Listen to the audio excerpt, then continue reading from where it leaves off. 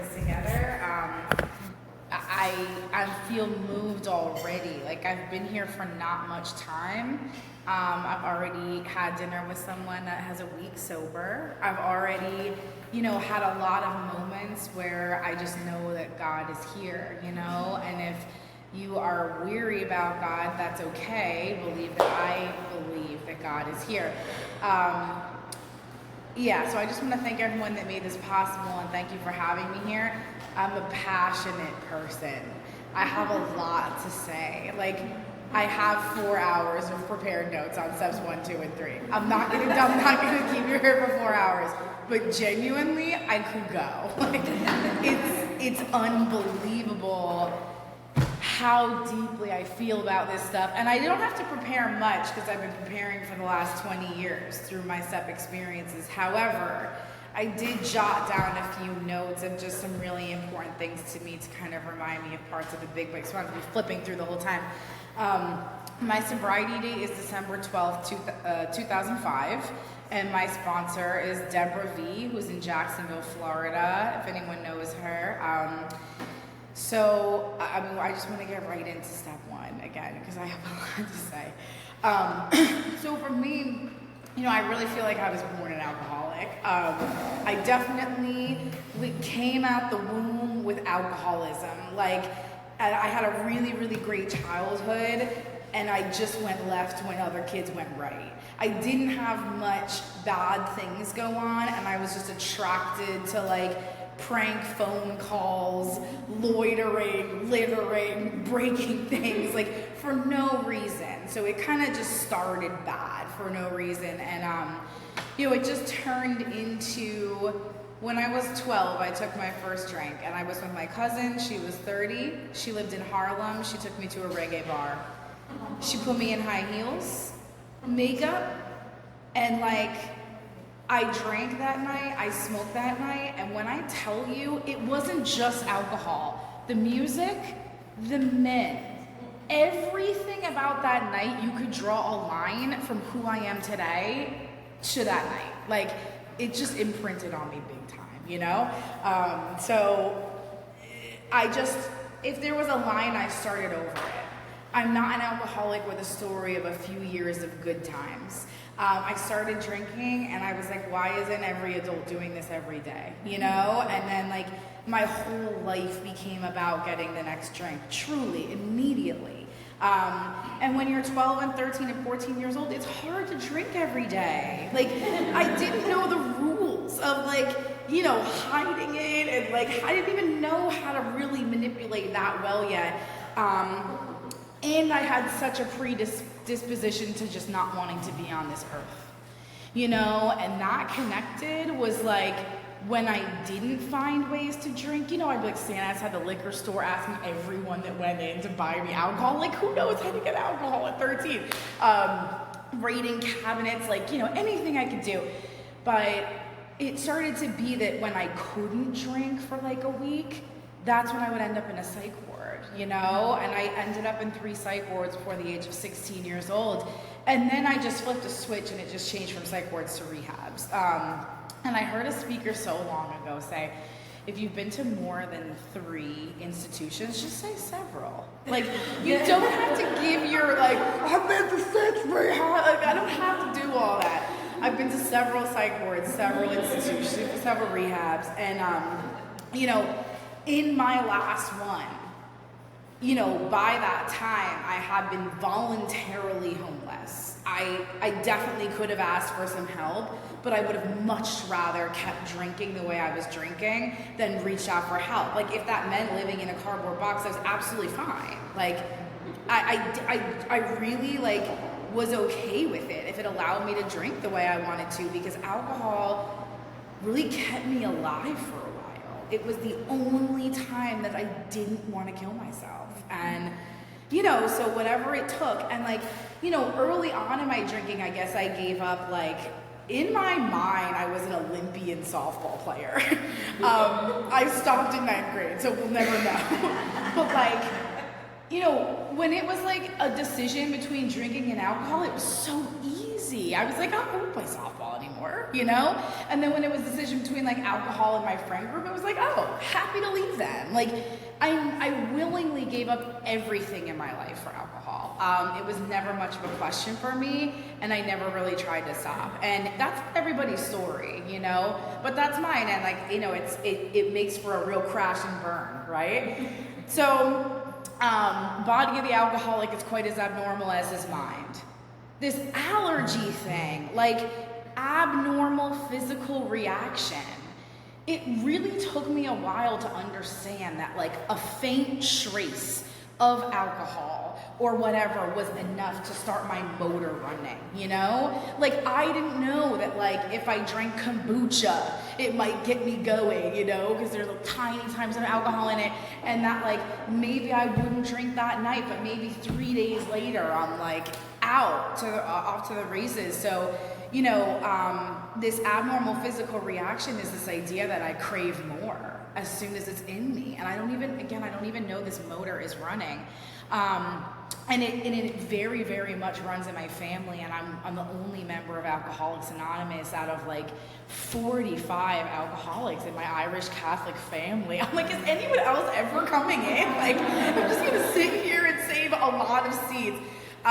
You know, but like as a young person, I remember like my aunt driving with the breathalyzer in her car installed by the state of Maryland, and she'd be like, "This is a fun game. Do you want to blow in it for me?" I had no idea I was like allowing her to drive drunk with me in the car. You know, but it just runs rampant in my family.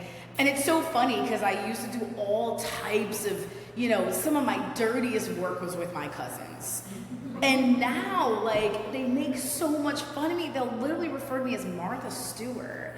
And they make so much fun of me because I've, like, gotten an education and I'm so prissy. I don't even smoke cigarettes. And I'm like, remember we smoked crack together? Like, I'm not that good, but it's been a long time and I'm not, you know, I've changed.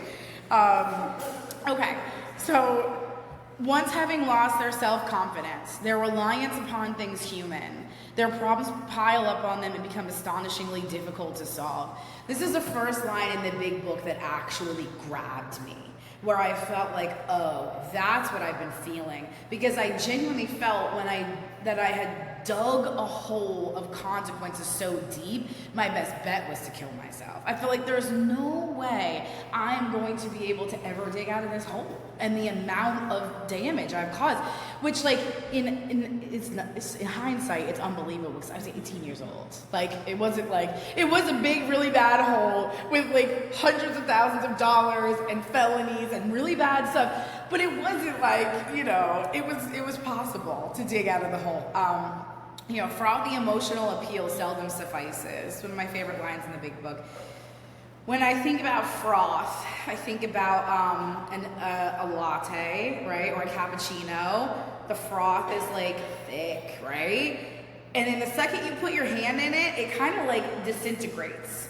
And that's what emotional appeal is to me as an alcoholic, you know? And like when I think about emotional appeal, I think about people sharing from the podium, like, and even like deep stuff, like women that almost lost their children, like, you know, guys that are like, I've been to jails and institutions, I have one thing left, you know? It's still emotional, appeal. It's still like, it seldom suffices. Even when, like, I could play a tape of my last arrest, you know, where I was, you know, going the wrong way down a one-way street. I was on so many substances that I was like, what are those disco lights everywhere? And it was like police cars. And I was barking, like I had a DMX persona going on. And I could watch that video once a day, and that's not enough to keep me sober. You know what I mean? Like, so all of this emotional appeal, like, I think about, there's one memory I have from my drinking. I don't know why, because like I don't remember anything. Like my brain is like holes. Really, even in sobriety. But I have this memory of being in my mom's minivan, which I used often to drink in. Like, minivans are the best to drink in. It's like a portable house. And there was like 5 of us in this thing, you know, hotboxing it, just beyond belief, you know, not in our minds. And I started to play, and this was when like cell phones were just invented, mind you.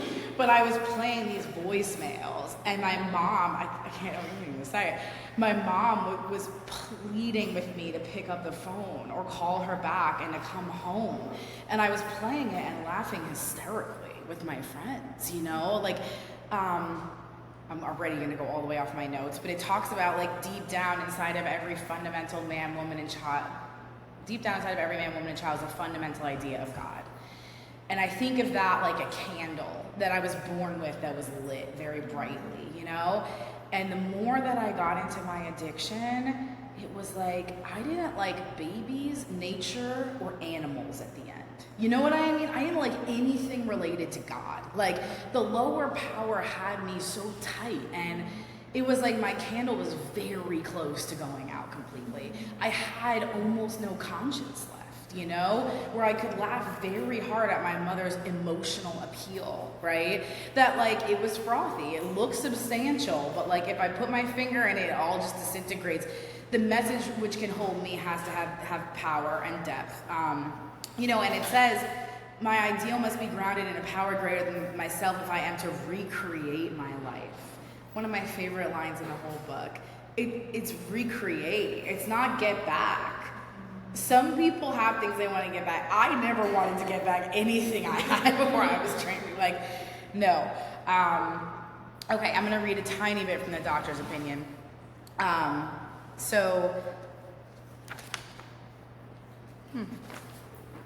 It's like when you set yourself up, but you don't. Men and women drink essentially because they like the effect produced by alcohol. I loved the effect. The sensation is so elusive, deceptive, that while they admit it is injurious, they cannot after a time differentiate the true from the false. To them, their alcoholic life seems the only normal one. The first time I got arrested, it was so shameful. The pastor of my church was walking by as I was being handcuffed, and he looked me in the eye. It was so bad. And I was so ashamed. I was like, I will never do this again. Like, and then the second time I got arrested, it was still shameful. It was not as bad, you know? And the third time, that was with the lights. And I was like, here we go again, you know? Like, it just, everything became so normal to me, and any standards that I had for my life, like I one by one just willingly let them all go. And when I was sitting in my last rehab, they gave me a piece of paper with 5 slots, and they said, write down, you know, the 5 things you want to do with your life. And I wrote, marry a famous rapper. And then, this is like true story. I used to think these stories were a lot cooler, and now like they're embarrassing. And then I stared blankly at the other 4 slots. Just like, that's it. That's all I want to do with my life. To them, their alcoholic life seems the only normal one. They are restless. There, the next page. Restless, uneasy, something's missing. And as I read these like synonyms for restless, irritable, and discontent, I want you to like pay attention to the last time you felt them, right? Because these are not things that we only feel when we're drinking. This is just untreated alcoholism. So restless, uneasy, something's missing, feeling like something's missing. Irritable, easily annoyed. Discontent, never satisfied, you know? That was me when I didn't have a drink, and that was definitely me in early sobriety, constantly, you know? Uneasy, something's missing, easily annoyed, never satisfied. So they are restless, irritable, and discontented until they can again experience the sense of ease and comfort, which comes at once by taking a few drinks. Drinks which they see others taking with no punishment. After they have succumbed to the desire again, I'm paraphrasing in case anyone wants to know, I'm saying easier words sometimes. After they have succumbed to the desire again, and for succumbed, it's like gave in, failed to resist, right? As so many do, the phenomenon of craving develops. And this whole cycle is repeated over and over again unless I can have a psychic change. And I'm gonna talk about the psychic change a little more in a minute, you know, but like the best example I could give of the psychic change in the beginning for me was like, I was sitting in rehab, my last rehab, and I was like, what about my wedding? Can I drink at my wedding? And like, I was an active prostitute when I entered rehab. Like, there was no wedding anywhere in my future. Not only that, but like, I still haven't gotten married. I'm 20 years sober. It was my number one concern. But I never thought, and this is a spiritual experience, I never thought I would not want to drink at my wedding. I just thought it would always be hard. I would always be going against my will. Whether it was like not drinking at my wedding or like not stealing mascara from Walmart or like whatever. Like, I just thought it would always be really hard to be someone other than who I was. And that's what a psychic change has given me, is the easy ability to be a different and godly woman that I didn't know was possible. You know, and a big thing, and it talks about this, you know, across all the chapters, but what it's leading up to is this idea, you know, I mentioned that like, it's like my brain has holes. It comes back to, for me, this curious mental phenomenon.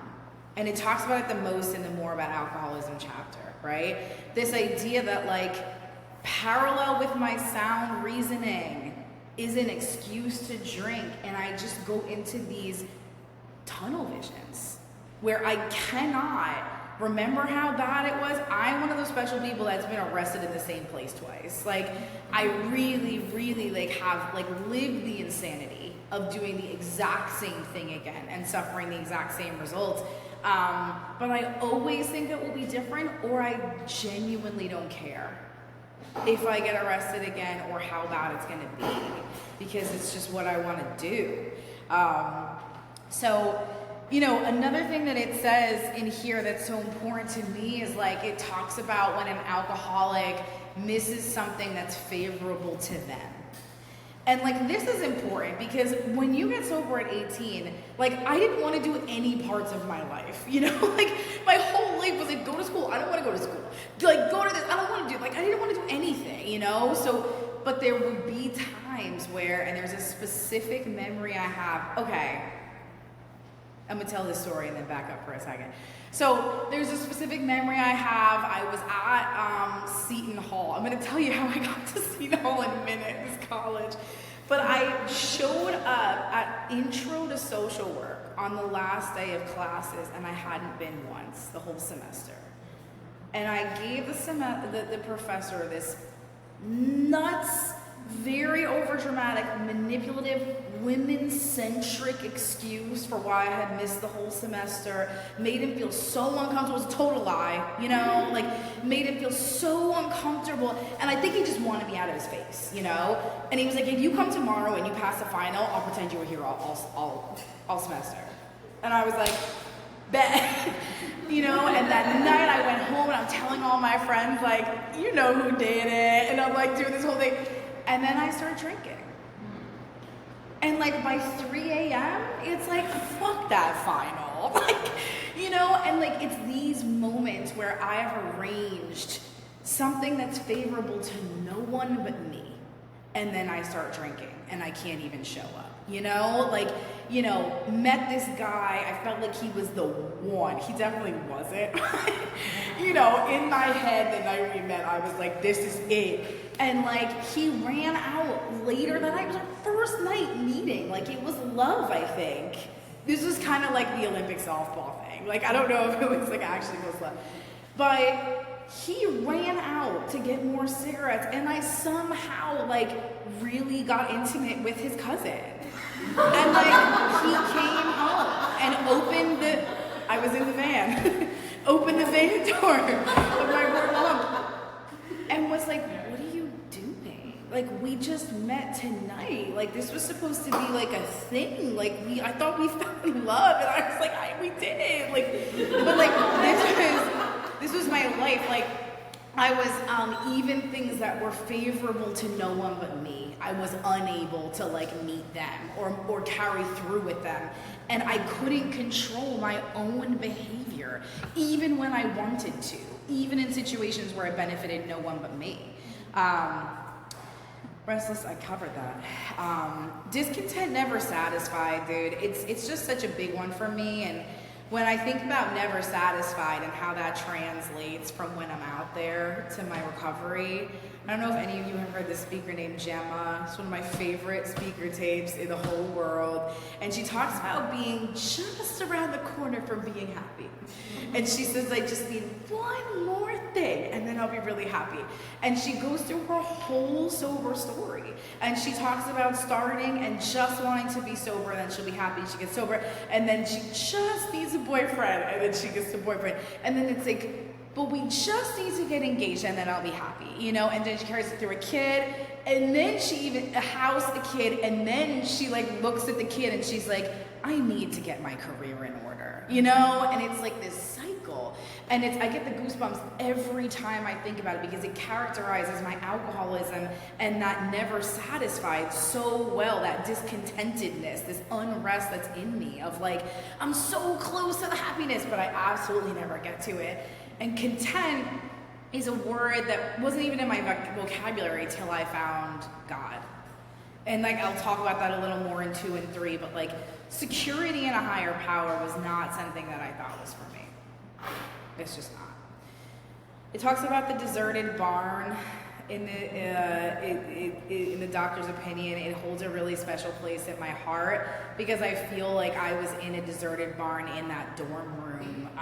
You know, there was 4 days in a row where all I did was drank and use drugs with the same song playing on repeat, and I thought I'd just do that until I was carried out in a stretcher or I died. And I was so ready for that. You know, I really welcomed death, and it took me, I'm gonna say 5 to 6 to 7 years sober to fully want to be alive. You know, like, I was the plague of some depressiveness and some suicidal thoughts did not leave me. I did a lot of step work, and I didn't give up, and I persisted, and then it did leave me completely. And it's incredible to wake up every day and want to be alive. And I didn't think that a girl like me would ever get there, you know? Though perhaps he came to scoff, he may remain to pray. So like, scoff is like old English for like make fun of, right? And I'll never forget, I was at my first home group up in Allendale, New Jersey, and which was Luke's home group. This guy, this old timer, just said to me, like, I hope you're not too cool to get sober, you know? And so much of this is about not being too cool to get sober. Like, I just come in with all this pride. I don't want to be brainwashed. And I remember in my halfway house, they were like, maybe your brain needed some washing, you know? But it's my pride of, I don't want to be in church basements holding hands. I don't want to do this stupid stuff. I don't want to be at a group of all women all weekend, and blah, blah, blah. And it's like, though perhaps he came to scoff at the corniness of a lot of this, he may remain to pray. And when I had no other options, and when I was in enough pain and down on my knees, I started to take some suggestions, no matter how much I didn't want to do them. And one of my favorite things in AA is acting as if.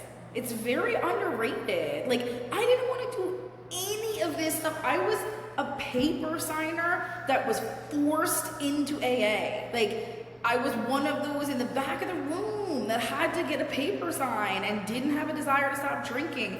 And we can fast forward 20 years, and I've been an active participant in Alcoholics Anonymous that whole time, like sponsoring women, contributing to the society, like upholding the traditions. And it's like, you know, if I was given up on and not given the dignity to fail, you know, and if people were just like, she's a sick paper signer, she's not serious about this, you know, like, I might not be here today.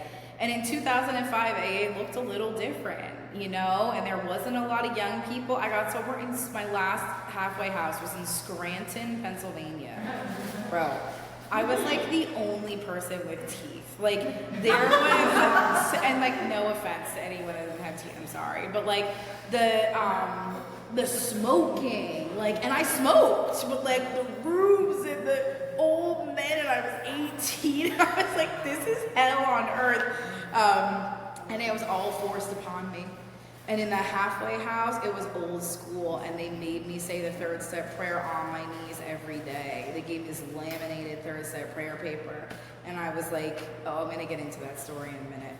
I have 2 more step 1 stories. So in Bill's story, right, we're just going to go on that one for a second. Like, Bill gets sober in 3 different ways without God. If I had to summarize the story, right? He gets sober on fear, confidence, and self-knowledge. And those are the things I need to watch out for, right? Like, fear will only keep me sober for a certain amount of time. That's kind of like that frothy emotional peel piece. The confidence of like, I can do this, I got this, will only keep me sober for a certain amount of time. And then the self-knowledge, no matter how well I know this book, no matter how well I understand alcoholism, also not going to keep me sober, you know? Which is humbling. Like, a deep relationship with a higher power is the only thing that's going to do it, and I have to believe I'm doomed. And the last thing I'm going to say about my drinking and the type of alcoholic I am is like, guys, so like these arrests, when you get arrested under 18, you do a lot of community service, right? Like a lot. So I went to this, it was called Overflow Shelter in Hackensack. It was a men's homeless shelter. I was 16, and like all the men were over 40, and like the attention was so amazing. They were obsessed with me, and I started to bring alcohol and drugs to the homeless shelter and cook for them all.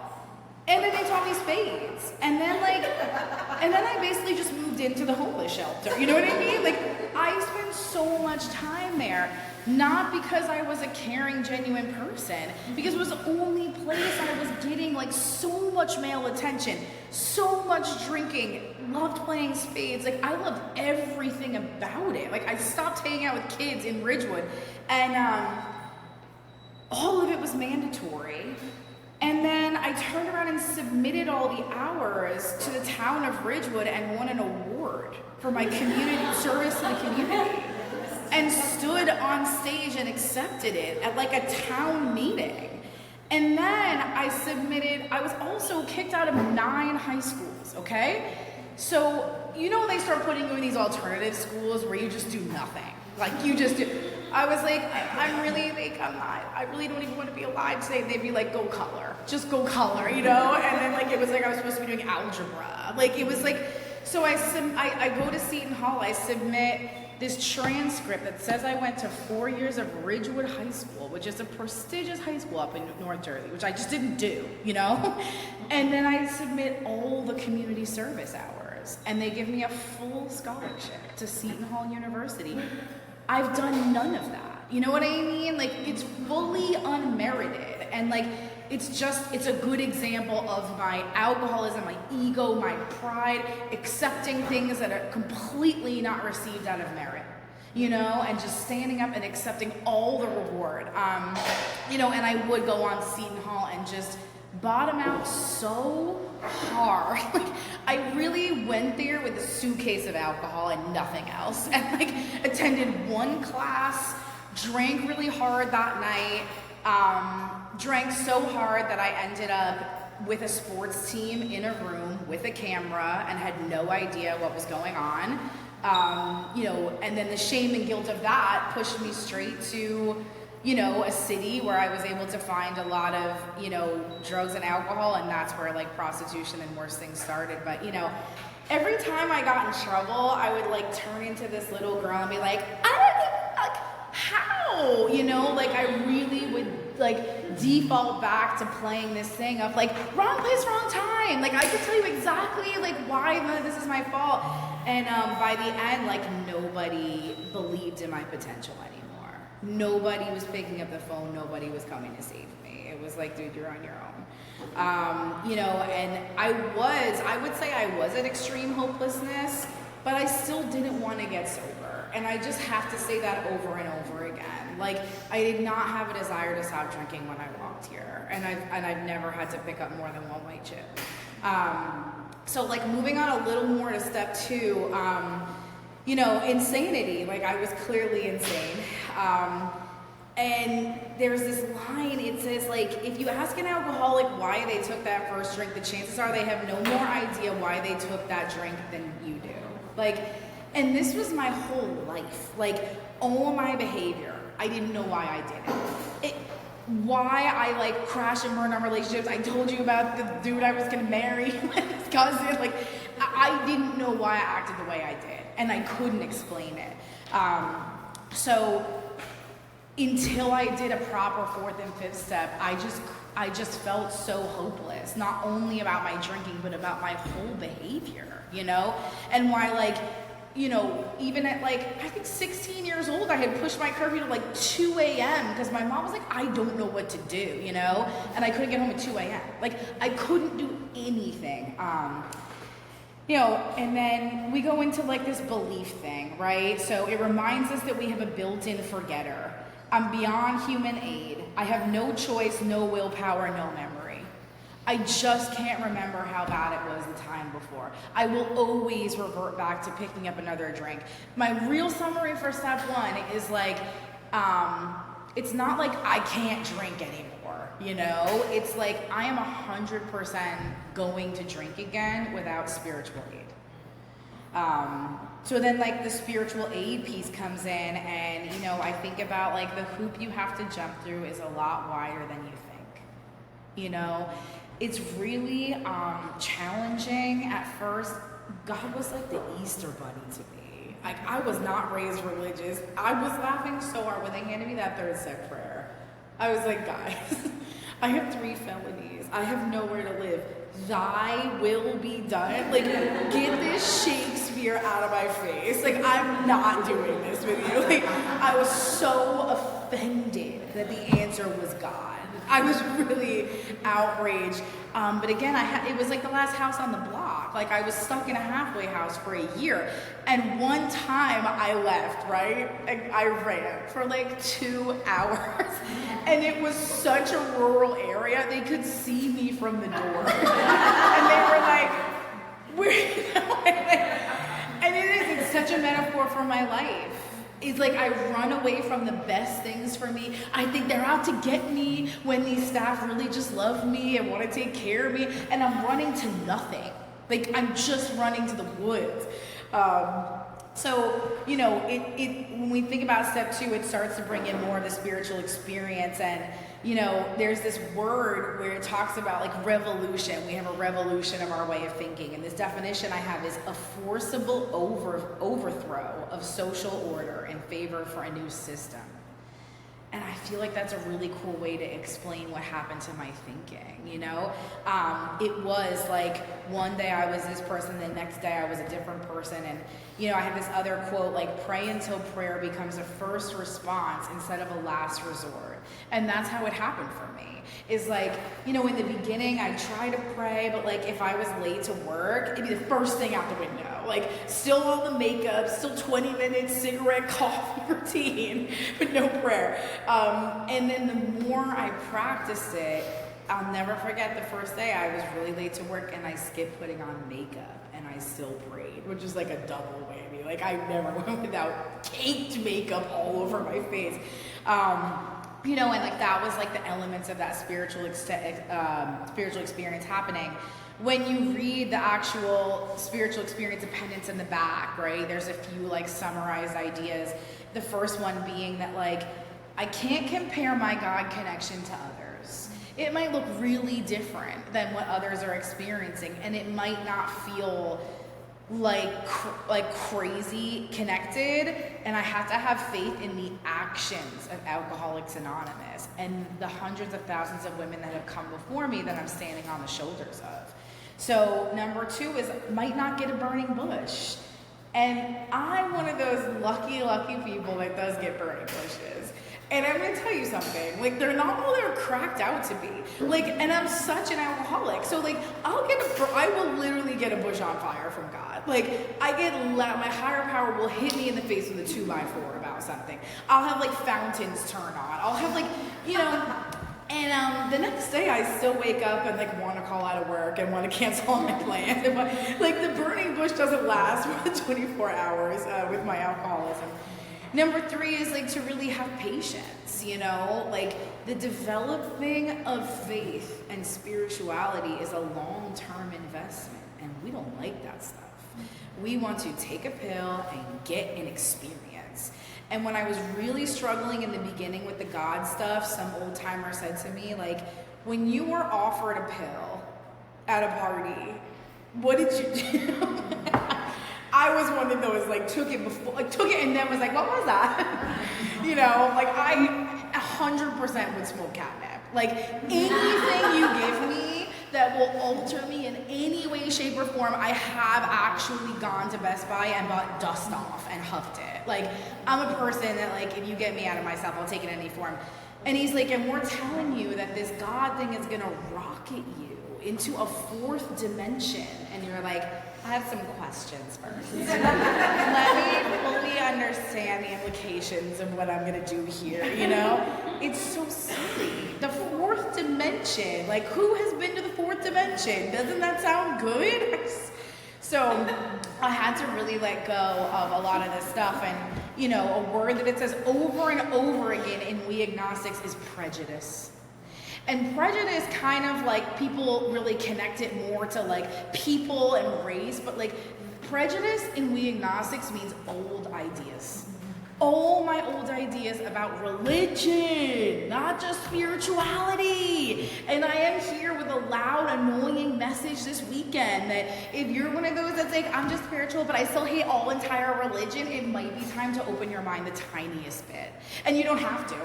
You don't have to be an AA. And we'll get to step 11 and I'll talk a lot more about my journey, but, like, prejudices, again, I think it said like 10 times in We Agnostics. So if I'm holding on to this old ideas of what I believe religion or spirituality to be, what I believe meditation to be, what I believe other people's seeking of God practices are, then I might still be in the way of myself and what I might find here. And I did that for a very long time, and have been kind of moved to let go of some of that. So belief means reliance, not defiance. You know, I think that defiance, bro, like alcohol, like I'm so disobedient. And like the word obedient makes me want to throw up. Like, don't even bring that word around me. But it's like the more that I rely on God, like, the more independence I get. And it talks about that in the book. It's such an incredible thing how it works. I'm going to kind of merge step 2 and 3. But really, hold on, I do have one more thing to read. Yeah, okay. 2 more things to read. Okay. If you are seriously as alcoholic as we were, we have to believe there is no middle of the road solution. We were in a position where life was becoming impossible.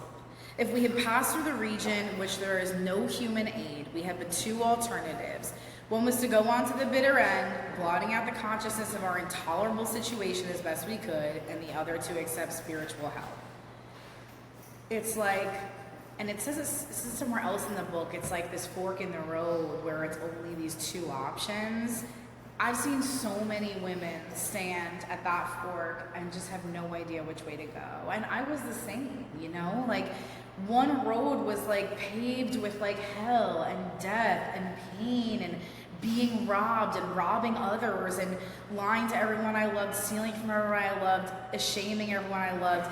And the other one was filled with, like, I think rainbows and smiles and happiness. And I was like, both look good, both look bad. Like, I don't know. Like, it just felt like such a hard decision. And that was part of it.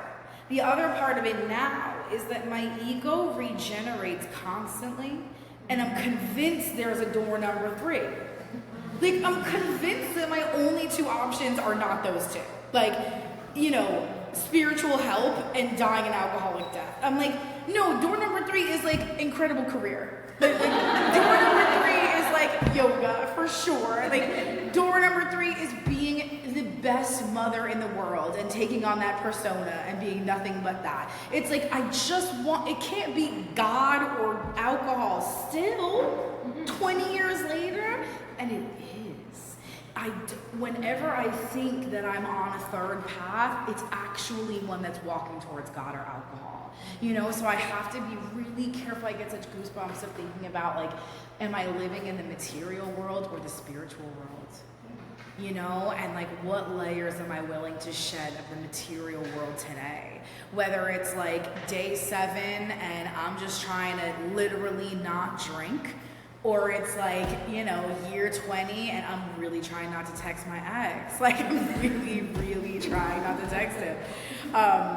So it's like either way, I only have 2 alternatives. And this guy at my home group, my first home group, used to say, I have 2 choices, whiskey or God.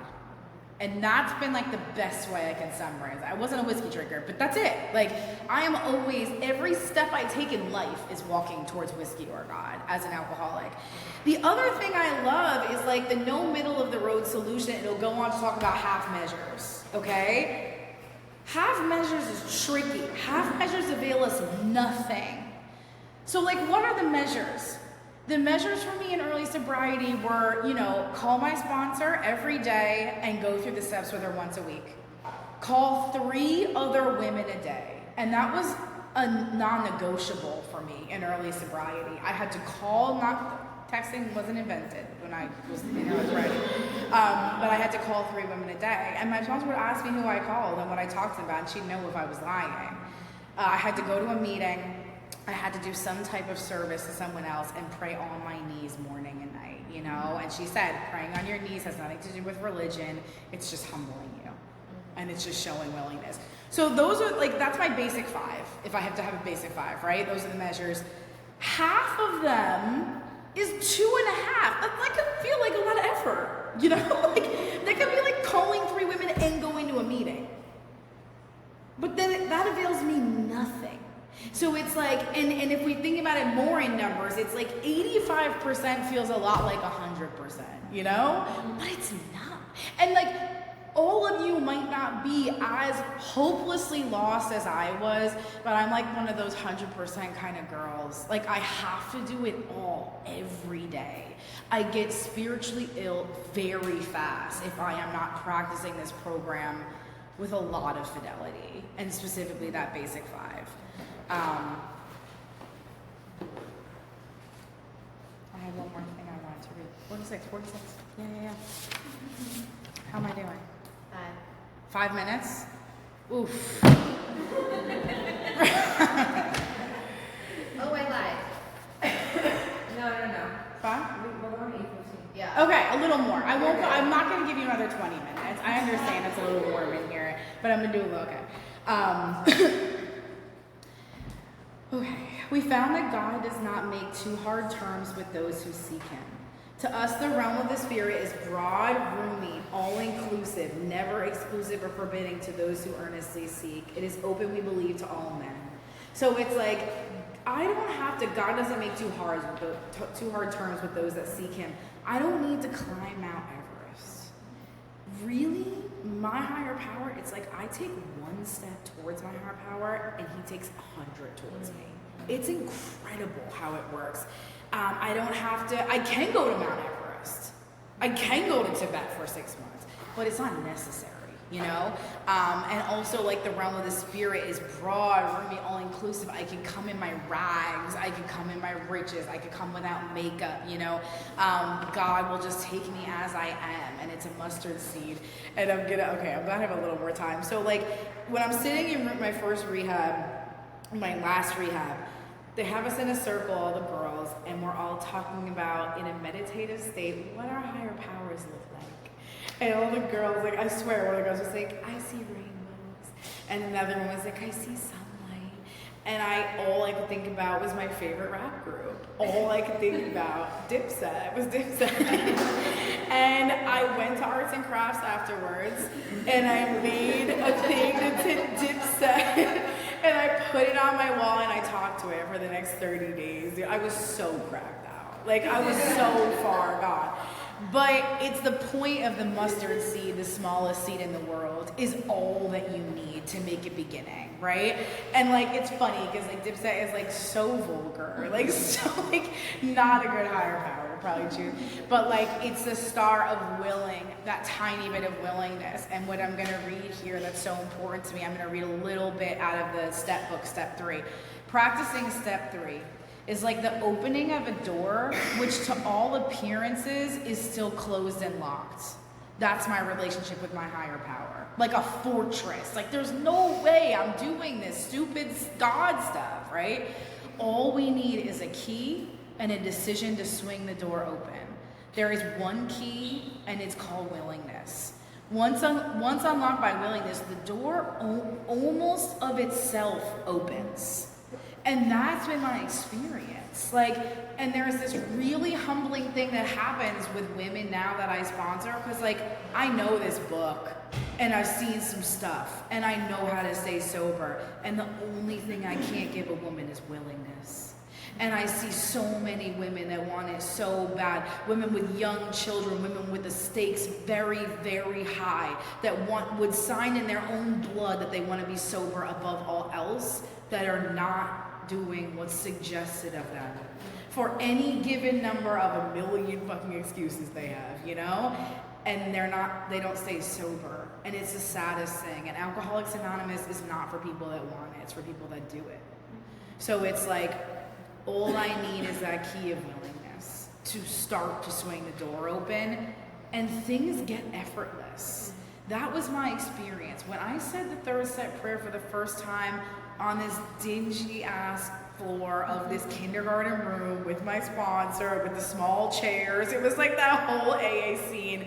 Like she's holding my hand. I'm like, this is so weird. I did immediately feel some type of change within me, you know? And I did feel, that's when, it was like the first time in my whole entire life that I woke up in the morning and I didn't want to drink and I didn't want to kill myself. And I had never experienced that before. Like I had never not had that been my first two thoughts when I woke up in the morning. You know, when we break down step 3 and like my will in my life, it's like my thoughts and my actions. You know, I remember saying to my sponsor, like, I just don't get it. Like, how do I turn my will in my life over to God? And I, like, unwrapped a pack of Newports and just threw the cellophane. She was like, you could start with not littering. You can start there, you know? Like, there was so many ways in my daily life that I was defying God. Do we have litter in the room? There was so many ways in my daily life I was defying God, and I was making it this like big biblical thing that was hard to understand, and it was like really just do the opposite of what you want to do for the most part. But you know, it talks in step 3 about my little plans and designs. And this is when it starts introducing me to just how messed up I am. Like, we've left the drink aside and let's talk about our brains, you know? And it's like, when I think about my little plans and designs, I think about a 3D printer that sits right in the cortex of my brain. It's silent. You know how 3D printers are just doing, like, making things silent, right? And I don't even know that it's designing blueprints for the next 15 minutes, like 30 minutes for whatever I need to go my way. Like, I don't even know that I'm trying to manipulate things, right? And, you know, what it says that's so important, why did I not, is that this is even when we're thoughtful and caring and giving. This was brand new information to me, that my kindness could be motive driven. That even when I was doing my service to the community, it was only to benefit myself. That almost every move I had ever made in my life was trying to set myself up for something to happen. Like, I really didn't know that if I was being nice, it was still manipulative. It was just brand new information to me that was so important for me to understand my level of self. Because, like, what we're up against is 400 forms of self. It's a lot. And like I said, my ego regenerates every day. I'm going to try to tell the shortest version of this silly, silly story, but I really think that it shows in sobriety, like how my little manipulation is. So I'm working at a bank, which is unbelievable. I had so many felonies. I don't know how I got this job at a bank. It was so hard to get. I was on like 10 months of probation because of my record. They like told the whole bank that I had a bad record and to watch me. It was such a, so I'm so grateful every day. I'm walking in there like, God, you gave this to me. And, one day I'm at my teller station and I get a text from a dude I should not be talking to. And he's like, I might be in your area later. That's all he says, right? And like, I don't even have a conscious thought, right? But that 3D printer is working, and it's like, I don't even know. And then I just pop up and I'm like, I'm gonna buy the whole bag lunch today. And I just announced to all the other tellers, lunch is on me. And it's only so that whenever he might come by in the next 6 hours, I can leave freely and nobody will give me a hassle. Do you know what I mean? So it's like, that's my best kind of show of how like, sometimes it's not even conscious of my mind. And it's like a really generous thing. Like it was expensive. I was a bank teller. I bought the whole bank lunch. And it was only for my self-interest. On this idiot ass man that never came that day. And like, this is how I live my life, just like anything for that next hit. And like, this is the problem is I have this huge God-shaped hole. And when I'm not filling it with alcohol, I start to try to fill it with a lot of other things. And every other thing but God actually is like acid. So it fills it for like a second. And then it just eats away at it and makes it bigger and gapier and more of this feeling of like, no one understands me. I'm gonna be alone forever. I'm different than everyone else in the world. Like all those alcoholic thoughts, right? And it tells me like, my faith is perishable. This is one of the last things I'm gonna say. Like perishable, so perished goods. I really like to think of my faith like milk. So it's like, it could be another perished good, whatever. I'm actually lactose intolerant, whatever.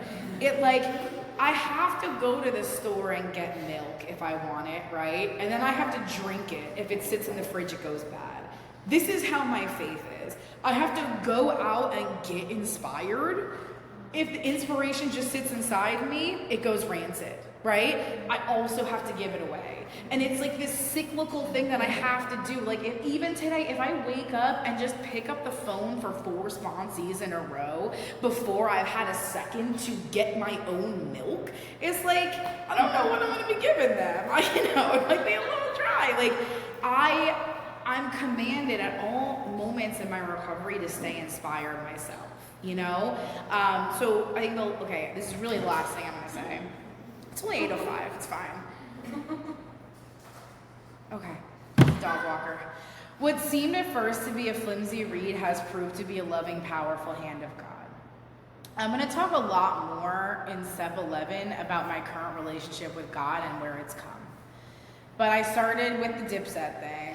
It turned into being forced to say this 3rd step prayer every day on my knees in my halfway house. I mean, like, staff watched us. It's a little creepy, Like, we got demerit points if we didn't say the 3rd step prayer on our knees. But again, like, all of this kind of forced faith was, like, doing something in me I didn't even know. And we fast forward a lot of years of seeking, and even recently, like, I got a new sponsor. I got Deborah like 4 or 5 years, 6 years ago, and like I didn't want a lot of what she had religion-wise. Like I like her AA, but the religious stuff, I'm like, bro, leave that all the way away from me. And every year I like have just opened my mind to things that I wouldn't the year before. That's all I can say about it, And this loving, powerful hand of God has become a sense of security and depth within me as a woman, where like I identify as a woman of God. Like I never thought I would get to that level. Like would I behind closed doors maybe do some of it? Sure. But like, would I go to a church willingly and bring my son? Would I like, participate in group prayer with 10 other women? Like, would I? No! And it is the most important thing in my life today. And I wouldn't go without it like I wouldn't go without breathing or water, And all I've done to get there is the steps over and over again, right? And it all started with the swinging the door of willingness open. So I think I'm gonna wrap up for tonight. I hope that I've brought you a little bit of a message, and I'm really excited to keep going on with the rest of the steps and meet you all. That's all I have.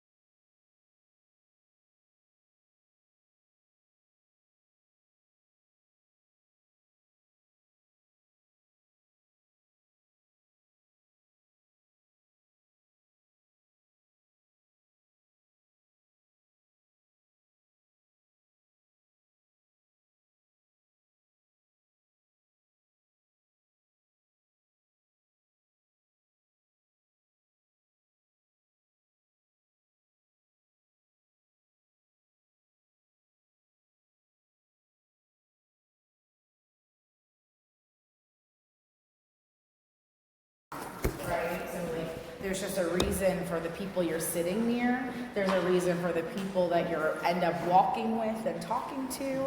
And everyone here has something to teach me and I think all of us.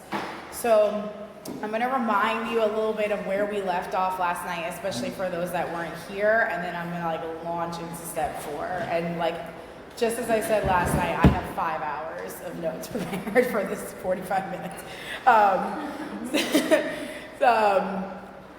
So the good news is the steps are suggested only, okay? And like the bad news is they're the only suggestions we have. You heard me talk last night a lot about like not wanting to do this stuff and thinking that it was really corny and having no other house on the block left to go to, So I didn't do this stuff out of sheer willingness, like, because I wanted it. I did it because I didn't know what else to do. And it even works in that case, So it's like, willingness just doesn't have to mean like, oh, I'm so excited to do this. It literally just means I put one foot in front of the other and do it, whether I want to or not. Willingness like can just be defined as, when I do what my sponsor says, regardless if I want to or not. And like, that's a really good bar for me of measure of sobriety if I have a sponsor that I really trust, that's like armed with the facts about herself and connected.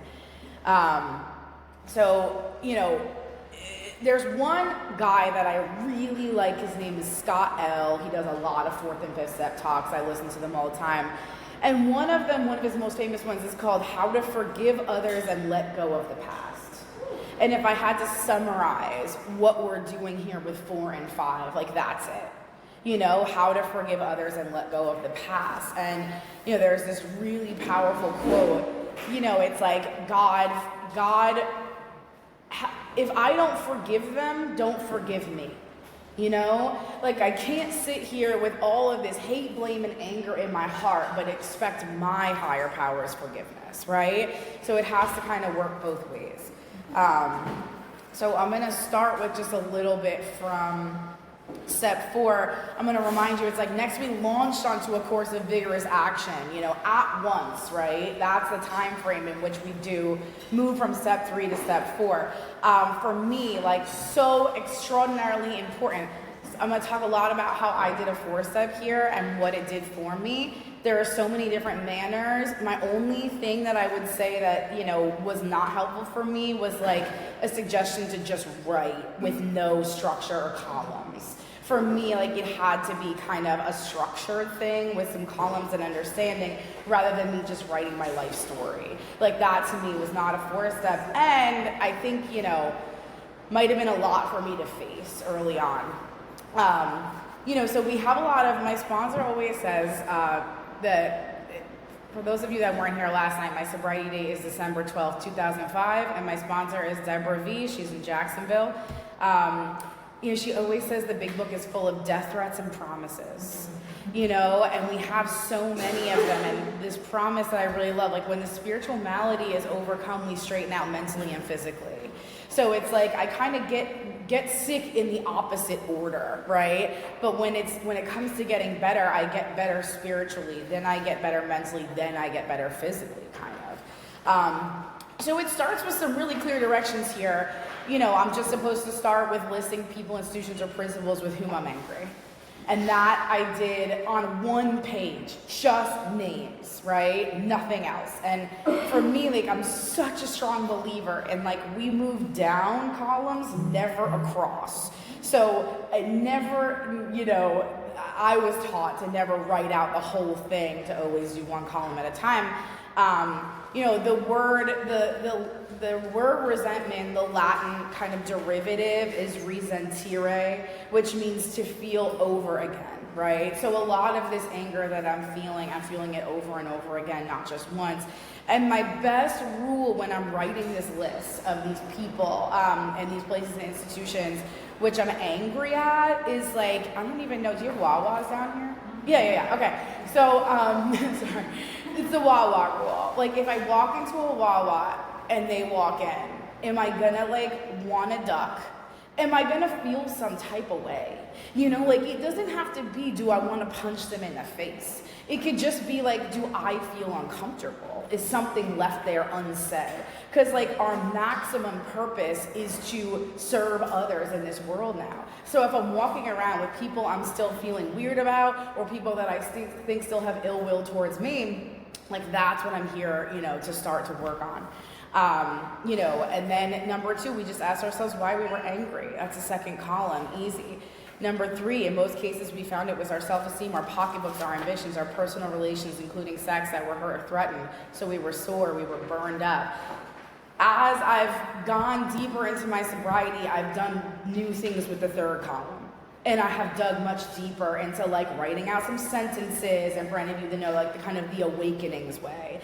I have a whole lot of resources that if you're interested in. I have a little Google Drive that I'm happy to share with people after I'm done, that has a lot of examples that have really helped me to deepen my inventory process and understand it better and get really good at it. Something that my sponsor says to me over and over again is we're the practicing girls. We just practice. And it's so simple, but it's when I'm practicing to get good at a 5K, that looks rough in the beginning, and the first few times I write an inventory, it looks rough. I'm just trying to understand this shit. I could barely read when I came in here, and you want me to do columns and understand this homework assignment? It was a lot, but over the years of practice, I've gotten really good at it.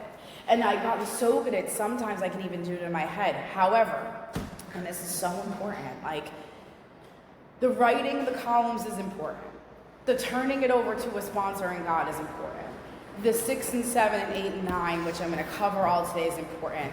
Each part is important, but doing any of those parts alone doesn't get me what I need, right? It's not about the self-knowledge, and we talked about that last night. Otherwise, I just go to a therapist that would help me understand. And I was one of those special people that was in therapy every day for years straight. I think I saw every child study team in the state of New Jersey. My parents just what is wrong with her? Somebody figure it out. That type of understanding why I did the things I did. This is not what this is about.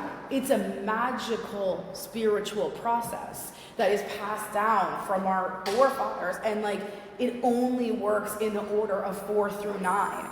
And it's not about even what we learn. Sometimes it's about the marination that happens after a 5th step, right? So I just have to show up and do the action and know that if I do steps 4 through 9, or even a shorter version inventory, I will be relieved of whatever is going on. And I have seen God move such mountains within myself and within the women I sponsor, where things were on them, plaguing them for months straight.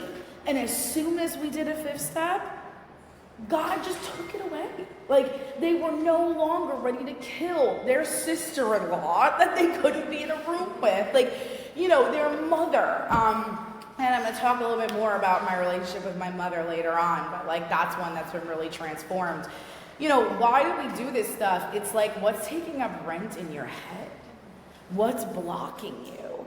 And what's incredible for me is like, I had no idea how much mental capacity I had because it was 99% filled up with the false stories I had made up about my life. I had no idea.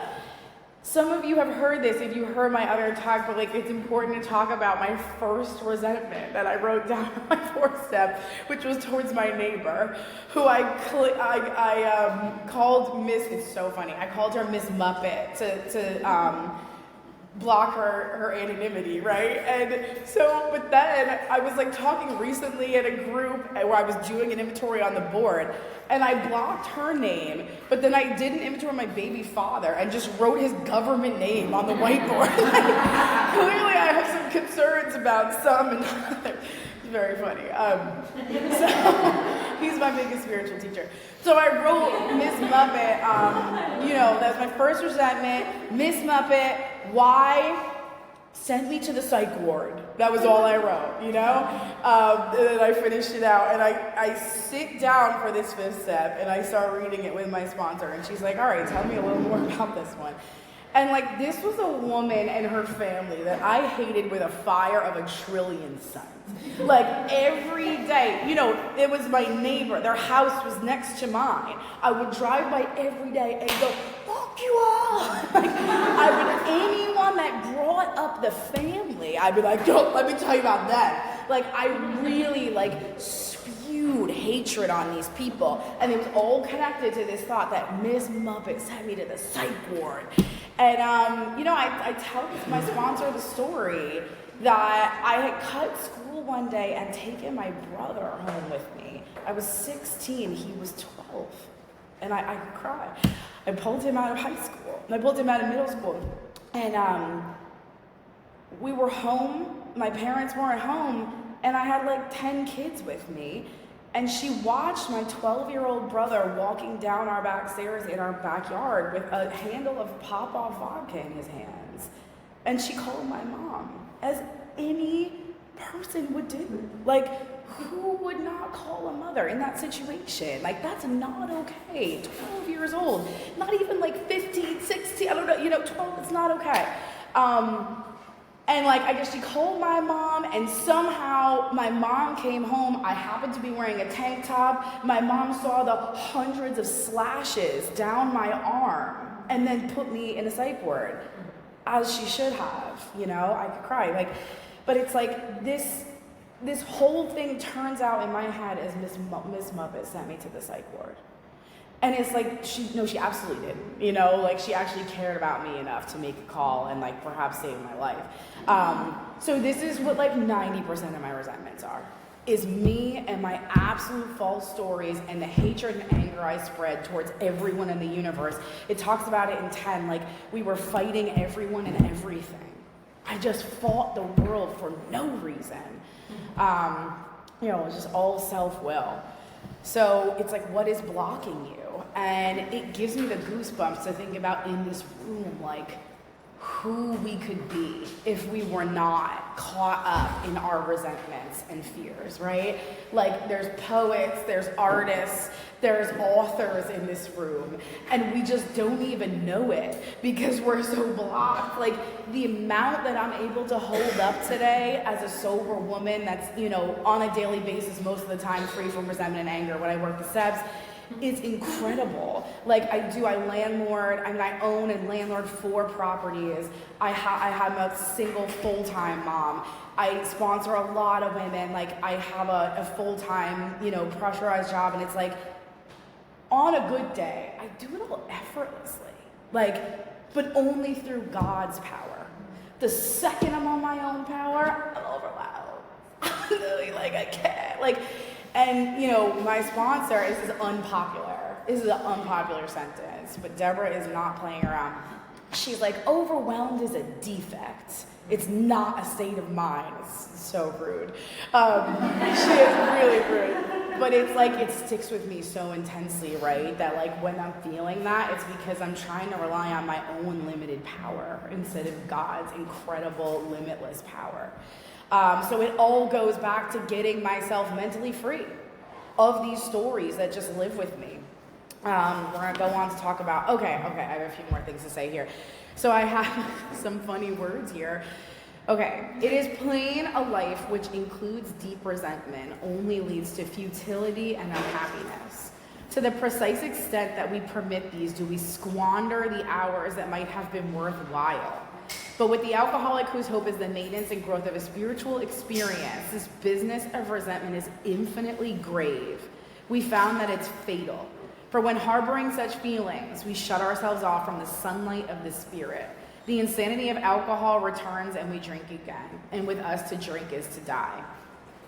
Right next to that, I have grave, fatal, die, poison. It continues to say, if we were to live, we have to be free of anger. The grouch and the brainstorm are not for us. They may be the dubious luxury of normal men, but for alcoholics, these things are poison. So like, everyone else can do them freely. It's not my business. I have lost that opportunity to just walk around unhappy, ungrateful, angry. To the precise extent that I permit these resentments, I squander the hours that it might have been worthwhile. It's like my Creator, literally, I think about this all the time. It's like he walked into this basement and just scraped me off like a piece of gum that had been stepped over 8 trillion times and like salvaged me, right? From death's door. And I squander my sober hours. I'm on borrowed time. I'm not supposed to be here. And I squander those hours when I just am so caught up in what you should be doing and how things are not going the right way and how I haven't gotten what I want and how life is not fair. And if life were fair, I would be dead. Like, fair is a word that should really never come out of my mouth, But again, the ego regenerates. And I said it last night, my ego regenerates daily. And it takes so many different forms, right? All right, what's my next part? Yeah. So people die of resentment. People die of loving victimhood. They don't just die of alcoholism. So this work doesn't just stop when I put down the drink. That's when it gets worse. My resentments, my anger, my fear is exacerbated by me not having alcohol to like numb it out, It's when I have to live in the real world with you all that I have to be involved. Think, when it gets to a fourth column, we resolutely looked for our own mistakes. And when I showed up for my first 4-step, I had like a lot of my fourth column blank. I had no idea what my part was. And I had the most incredible sponsor on the planet that walked me through lovingly, gently, but directly what my part was in these things, And it was the first time in my whole life that I started to understand why I did the things I did. It was the first time I could ever answer, even like 1%, why I acted the way that I did. Then we get to the fear inventory, which is just so important. There's Mark Houston has his talk, and he talks about fear driving him. So it's like, if I want to get him, so full circle from everything I said last night, I failed to mention I got to the rental car place in Fort Lauderdale and they gave me a minivan for the weekend. So just all of you that I talked a lot about my minivan last night. I'm in one this weekend and I'm loving it.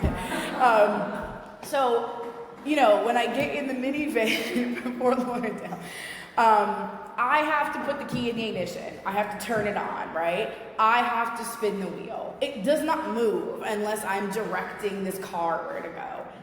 That's how fear drives me. Like, I'm not moving, and then my fears are literally putting the key in my ignition, telling me where to go, unless I have addressed these fears. And Mark Houston brings up this point of even in the last year of your sobriety, look back and think, how many choices have I actually made? If I'm really honest with myself, did I have a choice in all the decisions I made, or how much was fear driving me? You know? And I'm the type of girl that's got to do so many fear inventories. On my first 4-step, there was so many resentments, and then there were some fears. The longer I stay sober and the more inventories I do, maybe I'll have 1 resentment and then 3 fears. And they're beefy, you know? They're really like intense. What I do now for my fear inventory, I just believe in it so much. So we write the fear, and then our second column, what we do in my sponsorship family, is something called the fear tree. And it's so powerful. And this is something that I have a lot of resources on, anyone that wants it afterwards. But we just do like, all right, if I have a fear of losing my job. And it's if that, then what? So I get to the fear that's right under it, right? I will not find other work. If that, then what? Then I will have to sell my house. If that, then what? Then I'll have to move back in with my parents, right? And it's this second column allows me for 1 minute to spiral in my deepest, darkest crevices of my mind as to what I'm actually afraid of, you know? And an example that I always use, this is so nuts, and some of you have heard this from my speaker tape, but like, I wrote one recently not that recently, on my son's father, who is my best spiritual teacher of my life. And he, the fear was of like, I don't even remember what the fear was, right? It was some fear related to him, okay? So I'm writing out the fear, I'm so angry, and I'm writing this fear tree, and I go so many rungs down the ladder trying to understand what I'm actually afraid of here. And I get to like level 8 and I write, he is my last chance at having another child. And like, I had no idea that was even a thought in my brain when I was interacting with him. Like, yeah, there's a lot of other anger I have. Like, he's crazy. He's really a pain in my ass. But I had no idea I had this selfish ass motive stored up in back of me that if all else fails, I'm getting pregnant by him again. Because I want a second child so bad, regardless of who it's with. Even a man that I hate, that does not help me at all with my current child and gives me no money towards my current child. But it's like he's a great last resort and I'm holding on to, I have no idea, right?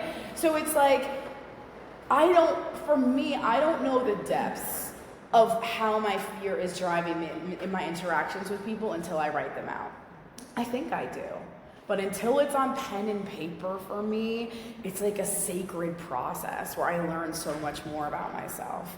All my stuff is about like sex, security, and society. Those are like the big 3, and you can say them in different ways, like prestige, finance, and romance. But like, there's almost nothing that you could like kind of filter down that doesn't hit one of those 3 things, right?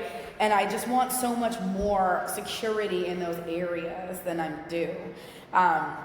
There's a sentence in the 12 and 12. These fears are the termites that ceaselessly devour the foundations of whatever sort of life we try to build. And like, that's it for me, is like, and I feel like it's kind of like throwing a little jag, like whatever sort of life we try to build, like good luck with the termites eating your foundation, like being in fear all the time. It says we had to drop the word blame from our speech and our thought. I have to be free of victimhood entirely. Again, I'm a numbers girl, not 95%. Entirely free of blame and victimhood. I can't be like, yes, I'm free in all areas, I'm not mad at anyone, except for this political party, except for this one person on Facebook. It's like, I can't have these little asterisks, right? I have to be, blame has to be fully dropped from my speech and thought. There's a few other things that it says in the 4-step that I just want to call out. Yeah. Do I have till 11? A little bit before. A little bit before. Yeah. Okay, cool. All right. So like, there's a few things that it says that really stick out to me in the 12 and 12. And like, these are things that I've learned not only through my own experience, but sponsoring other women about how alike we are, no matter how different our stories are, right? So it's like we had to drink because at home we were smothered with love or got none at all. And it doesn't matter which category you fall into, right? It took me so long to realize, like, no matter how different our experiences were, we're all the exact same. Like, I either got too much love, not enough love. I was either over-dependent on people or way over-dependent on myself.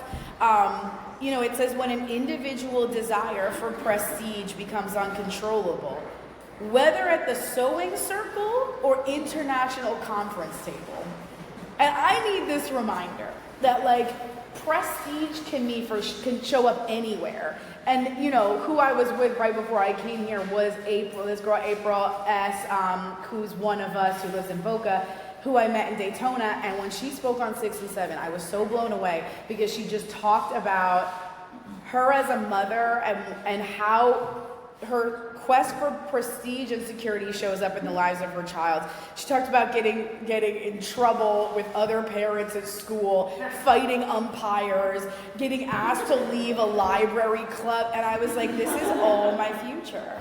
This is all my future. And I was like, I have to talk to her because I had never even considered how much prestige or power would show up for me in my son's future life in a school system. Like, I could just tell because, again, I will say to you, the ego regenerates.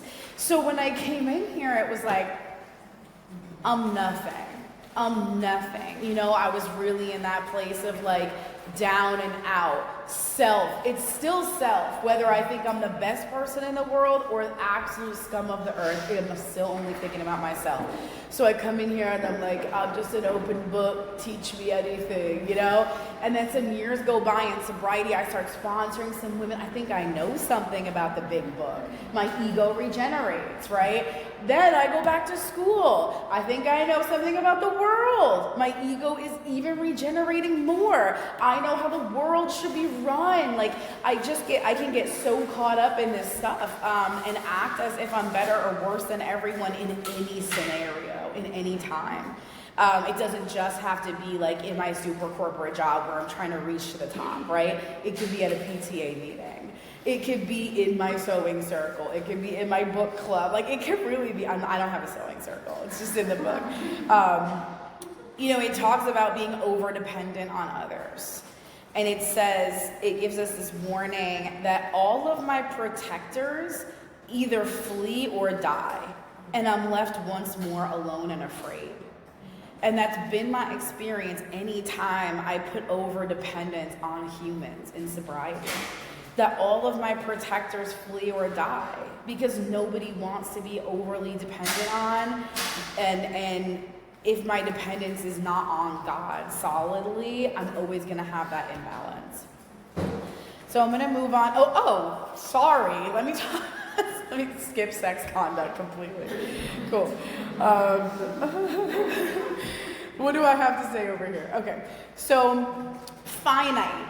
I think things are division instead of multiplication. I think there's only a certain amount in the world of love and security, and I have to get it all, I don't understand in God's abundant world, there's enough for everyone. There's enough to go around. It's not a me or them thing. 2 things kill fear: whiskey and action. I have this self-fulfilling prophecy thing, and this can definitely happen in a weekend like this, where this is such a cool thing. It says, my ego starts maneuvering, incrementally shifting my actions and attitudes through my emotions. It's a long sentence. So I can make the fear come true. So it starts as like, I don't like how that girl looked at me. She doesn't like me. And like, maybe she didn't even look at me, right? But then I act in ways where maybe I avoid her. Or I think like, her friends don't like me either. Or then it's like I make something true that wasn't even true to begin with. Again, based on the false stories in my head. And these stories are nothing but air. They're nothing but fluff. The times in my life where I look the angriest and toughest, I'm the most scared. And that's like something to really marinate on. When I look the angriest and the toughest, I'm the most scared. And I came into my halfway house with massive hoop earrings on, a bandana, a shitload of makeup, and I was just like, who won it? And I wrote, and I still have my notebook, and I wrote, this is so good. It says, I have 31 days sober. That's what's really good. I don't like any of the bitches in here, but I have my headphones. That's what I wrote on my first day in my halfway house. Yeah, and I really thought I was so special. I thought I was the only one. I was like, you don't understand. Like, I'm one of the guys. I don't have girlfriends. I'm a guy, I'm a girl, like I'm with the guys. And then I watched every other girl come in and say the same thing. Like we're all so similar and it's so stupid. My reactions to fear, I could be like the turtle or the skunk. So in one fear reaction, I'm in the shell real quick, withdrawn from life, isolation, just stop participating in everything. In the skunk, I'm spraying everyone, you know, like I'm really, and the skunk needs to make more amends. They're both bad, but the skunk has more to clean up afterwards. But these are like my two ways that I can understand how I'm kind of reacting to fear. So let's talk about my sex conduct. My sponsor was like, just write down a list of whatever. I don't even know how she said it. And I was like, Karen, I could never. The amount of men, and I'm just going to be straight up in here because it's a group of women, the amount of men that I have had sex with that I don't know their names, let alone the amount of men I don't remember having sex with. Like, I can't make this list, you know? It was an active prostitute. It wasn't fancy. It was some gross stuff. And there was just no way that I could get into this sex stuff with someone. It had the most shame. It had the most pain. It was taking it to the grave, and it was like, I don't deserve to live over what I've done. Because for me, like, drugs and sex were right here, and like, alcohol took away my ability to make decisions and even say yes or no. And so often, I was sleeping with a man that I actively did not want to be sleeping with. Like, so often I was going home with someone or letting someone into my room that like I didn't even like. And I was just in so much pain. And so this relationship inventory was so petrifying to me. And I did it anyway.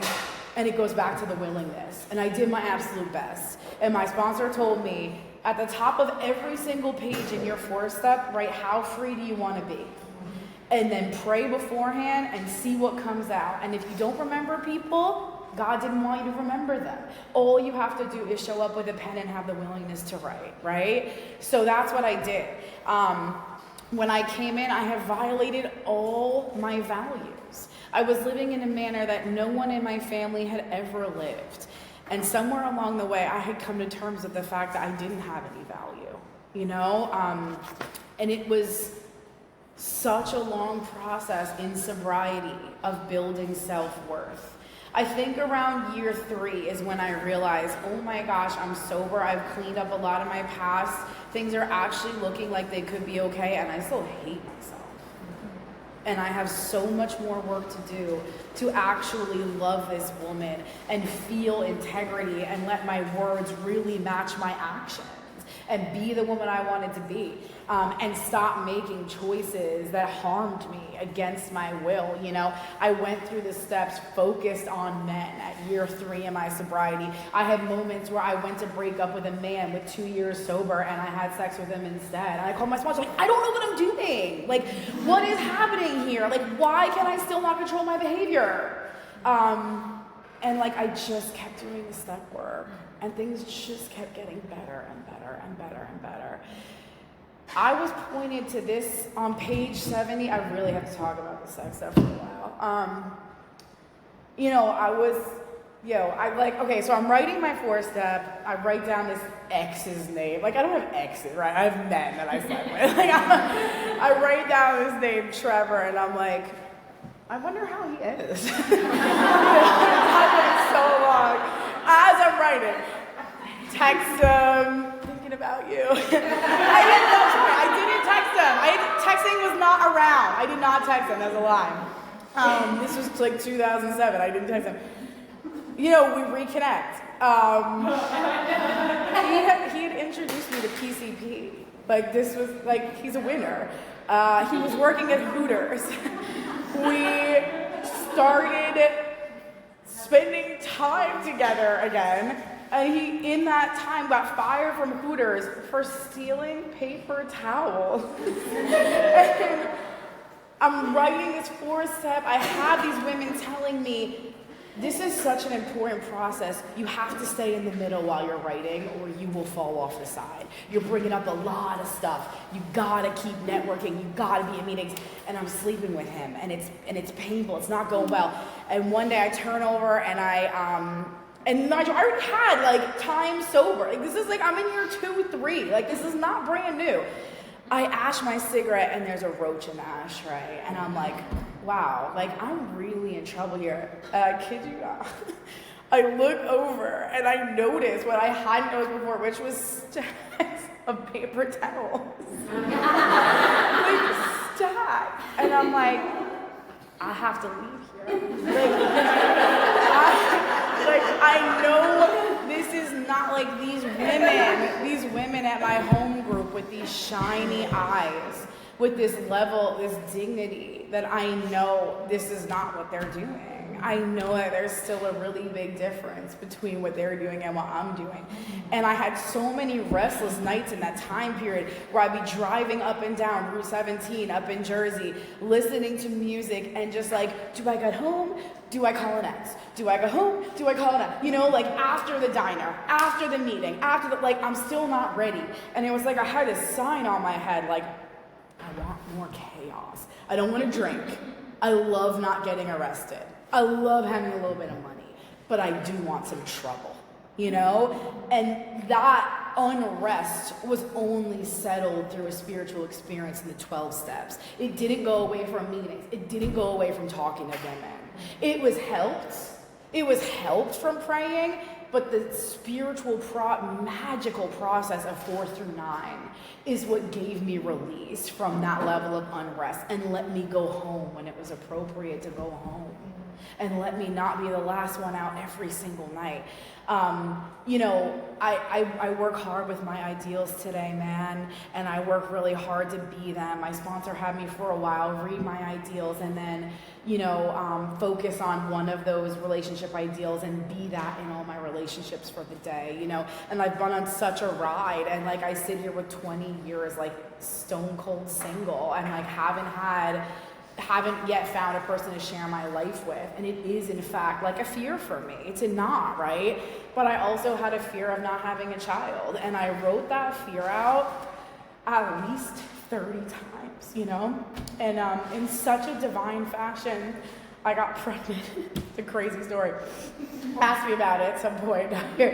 But like, you know, God's not finished with any of us, you know? And like, he also knows what's in our hearts, you know? And he's not trying to keep it away from us because he doesn't care or because he doesn't see our desires, you know? So it's like anything that you're feeling like, this is unfair.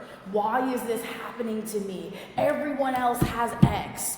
Why am I in this position? It's like God is not finished. And he knows what's in my heart more than anyone else, more than I could even design my life. But I have to be committed to this process. And I don't know why, but I just know it works. I move on to a little more about step 5. All right, so I'm gonna wrap it up soon. Step 5, they talk about the beginning of true kinship with God. That's what they say in the step book. Like, that's what it starts for me. There's this quote that I love so much. God forgives me for everything I've ever done and loved me while I was doing it. Like there was never a point where I wasn't loved and cherished by my Creator, no matter what I was doing. We saw failure and misery transformed by humility into priceless assets. You know, that's the worst situation that I had is the situation where I was my first day at Seton Hall, and I, was blackout drunk and ended up in a room with a whole entire sports team with a camera on. Like that, the level of shame that I had from that situation was like, I thought it was a mountain that was unclimbable, and I eased into talking about it in appropriate spaces with women only. I spoke in so many treatment centers and shared it with humility, and it was transformed into a priceless asset.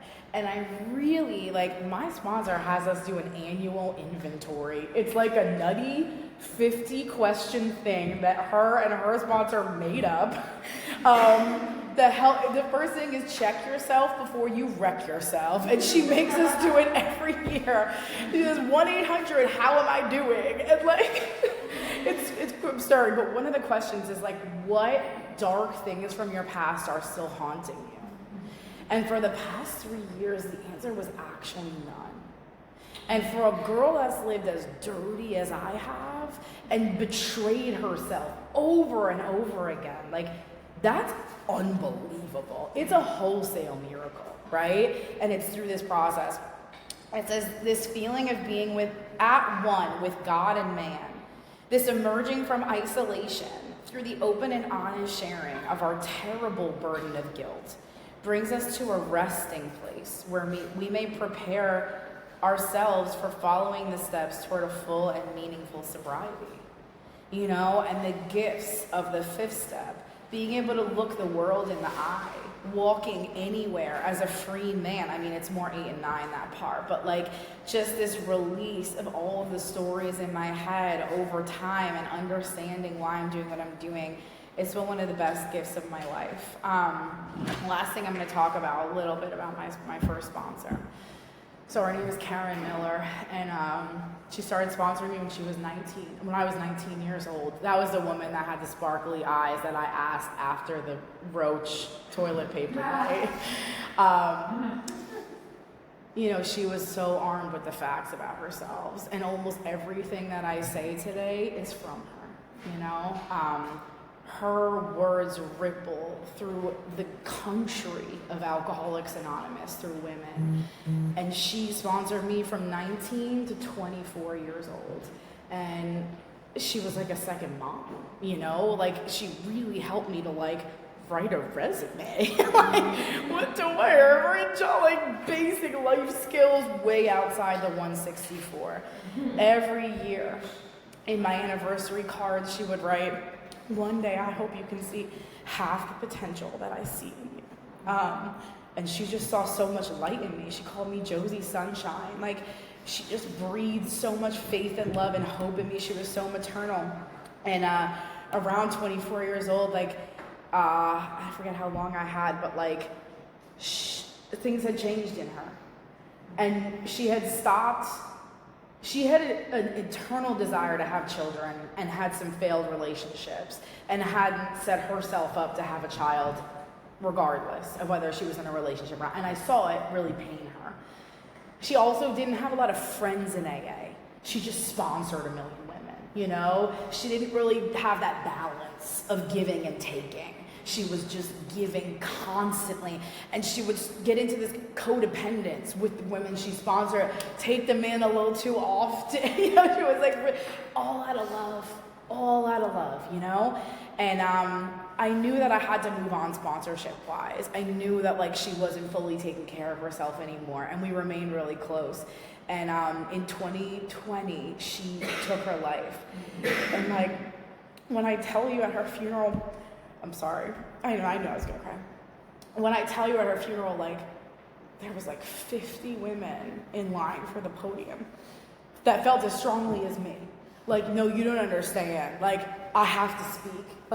Karen Miller is the reason I'm sober. And it's all of those women in line and all the work she had done doesn't matter if she wasn't doing it still. And the second I stop doing this shit, all the gifts go away. And the stakes are so high today. My life is so good. So it's just I honor her in everything I do. She used to, this is something I heard that I love so much, like that the sixth stage, you ever heard of like the 5 stages of grief? There's a 6th stage, and it's honoring. And I honor her in everything I do. And one of the things she always did was like bring me mad flowers on my anniversary. So on anniversary nights, I'd be, bringing like bouquets on bouquets to women I don't even know. And I've just done all that I can to try to honor her. But again, she is my biggest teacher. In that, if you don't stay on these fear inventories, it will eat you alive. Being in Alcoholics Anonymous is not enough. Thank you so much. I'm going to wrap it up there, and after the break, we'll just do a lot of more heavy stuff. Thank you.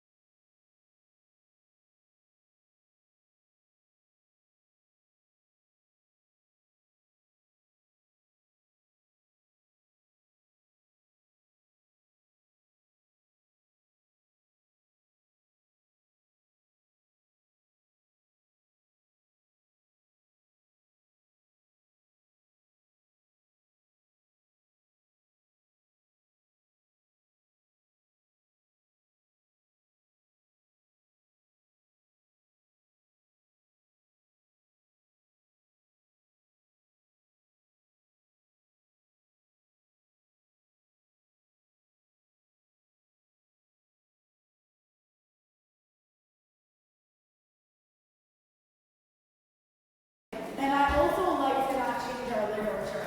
He's like, I'm a brat. And I'm like, I can't relate to this. It's about that. And it's like, no, you can. You get what it says, right? I'm separating the men from the boys. I'm no longer this little immature girl. I'm growing into a mature woman of an honor and dignity, which I never thought were words that could be used about me.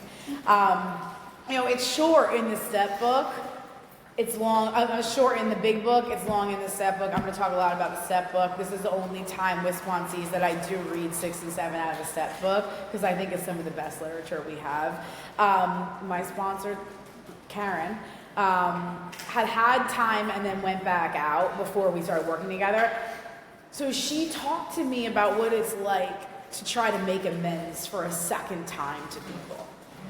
And she said, there's just something special about that first amends process where people actually kind of believe you, even though you've been saying you're sorry for years.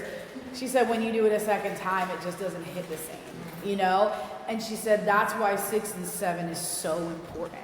Because if I am not actually willing to change and not do these things again, I might as well not apologize. I might as well not take responsibility if I'm going to keep doing the same things.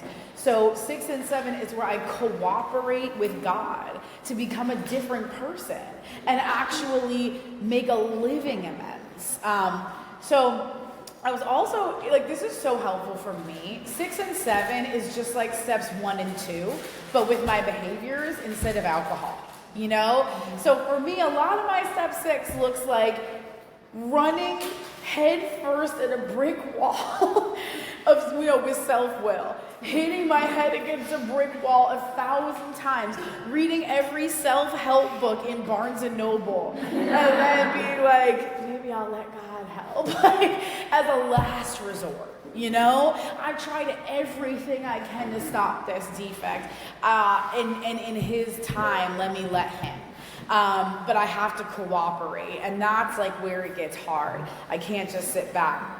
So in the step book, it talks about our instinctual drives. Everybody has a desire to procreate. to eat, to be someone in society. It's when they drive, those instinctual drives drive us blindly. This is a long sentence, but stay with me. It's so powerful. Or we willfully demand that those drives supply us with more satisfaction than is possible or due us. That is the point which we depart from the degree of perfection to which God wishes for us here on earth. So it's like, it's okay that I want to procreate. When it drives me blindly, then I'm in my defect. It's okay that I want to eat. When I order DoorDash and sit in my room and eat 7 cupcakes, that's when it's driving me blindly. Like, and these are like how these things really show up for me. And like sugar is my number one battle of life right now, you know? And for years it was smoking. And I never thought I was gonna quit smoking. And I had times where I would like, you know, I've done everything. You name it, like Chantix, laser, hypnosis, you know, every Nicotine Anonymous, every book that's ever been written. 6 years of my sobriety, I tried to quit smoking. And I would do things that were in the big book. Like I was in Austin for work, and I had a moment of willingness after a meeting. I threw a whole pack of Newports into the hotel garbage. 6 a.m. the next morning, head dive into the garbage to find it, you know? Sober, with a lot of time sober. And I'm like, it was a full pack. I'm just gonna go, like, I'm just gonna see if it's still there. You know, the battles, you know, and one day God just removed it. And I struggle, I have so many struggles now, and I never think about smoking. It's never even in my mind. Do I think about eating 8 cupcakes? Yes. Do I have other things that have come up? Yes. And it's like, you know, it's like whack-a-mole with these defects, right? One goes down, another one pops up. You know, I haven't thought about sex in months, but I've just been running my credit card constantly. But it keeps me reliant upon God, right? I'm either in reliance or defiance. All right, I'm gonna talk a little bit. I'm gonna try not to cry too much again, but I might. So, you know, like a big defect that I have battled with over my sobriety, you know, and it's gotten relieved and it's come back, relieved, come back, is just like the overprotection and care of my friends. You know, like I've developed these relationships out of thin air and sobriety, these beautiful, precious gifts. You know, they start as like on the back of a meeting book, you know, and then all of a sudden I'm a maid of honor, you know, it's somebody that I called once off the back of a meeting book. Like these things really happen over time if you stay sober. My best friend Lizzie, she's just been through a lot in sobriety. We've been best friends for 19 years. And she's just been through some stuff, man. And she just has some bad men in her life. And her first wedding was canceled. I'm gonna tell this whole thing because this is so special. Her first destination wedding, I was the maid of honor, and like a little bit before the wedding, dude was like, I don't want to get married. And like there was like everything was booked. Costa Rica, like everyone, like it was a large, massive AA destination wedding that was just fully canceled. And you know, I walked her through it and moved her out of that house, and like, you know, just really walked her through that process. And then she got with this other guy that I just like he was just bad news, bro. And I just couldn't have been more concerned about it. And like struggled so hard to like try to support her, but also warn her like this is gonna crash and burn so hard. Like I don't know if you're gonna stay sober through this.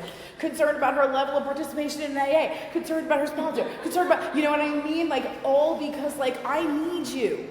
Like you can't, like I need this friendship. You can't fuck around and not do AA well or get too hurt that you're not here anymore. I don't want to lose you as you are now. And you know, then she finally ended it with this dude, and then there was another dude. And I liked him in the beginning, and then he did something that I felt was unforgivable. I felt was unforgivable, not her. He crossed a line from me that created one of the boldest resentments I've had in my life. And everyone else got over it, all her other close friends. There was also a lot of like, who's her best friend? Is it me? Is these girls that I don't really mess with? You know, just like that possession stuff, right? There was so much of that. And all the other girls really like rallied around him and forgave him, and they ended up engaged, and I didn't. And I didn't mess with, and I never let her forget it. And at some point I wrote an inventory where I realized, and I had this thunderbolt cloud God moment where like, everything you've ever done to protect Lizzie has not worked. Like, and all of your best efforts to shade her from any, and like, it just, none of it mattered. And her life was hers, and that real love in relationships is giving people the autonomy to make their own decisions and having faith in them that they can do whatever they want. Like, I trust you to be the judge of your own life and the determiner, and I don't need to come in and share my concerns. I'm just concerned, you know? Like, I really don't need to say much. I can just let people have the autonomy of living their own lives, whether I agree or not. And it was like waves of relief came over me. And our friendship was able to blossom and bloom in a way where like I just no longer kept tabs on her. I just trusted her to start making her own decisions. And whatever. It was a crazy ending in that situation. She lost that man. She ended up marrying him as he was dying of cancer. And she ended up losing him. And she's had a lot of pain in her life and suffering, and I've walked her through a lot of it. And the thing that's been so amazing is that she's never, ever stopped doing AA. Like, she lost that man. She heard her fifth step 2 days later. Like, she practices this program, and I'm just amazed to be associated with someone like that and to have that in a friend. I'm saying all of this because today, I'm like, at like noon or 2, I don't know what time, her now boyfriend is proposing to her. And it will be her third proposal, engagement, and hopefully the one. But it's this crazy situation where we haven't lived in the same place in like 15 years. We haven't lived in the same county or the same state even. And her boyfriend lives where I live. And they're building a house together, and we're moving like 10 minutes from each other. And it's just like, God could have only planned this shit. Like, we've been through so much. It's like such a crazy story.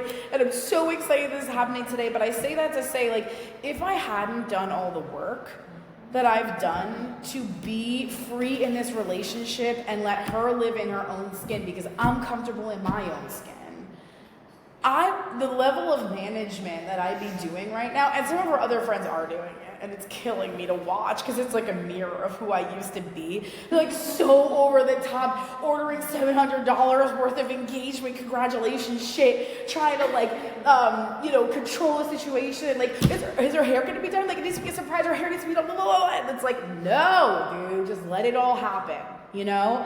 I'm just no longer dictating the terms. And, it says no matter how far we have progressed, desires will always be found which oppose the grace of God.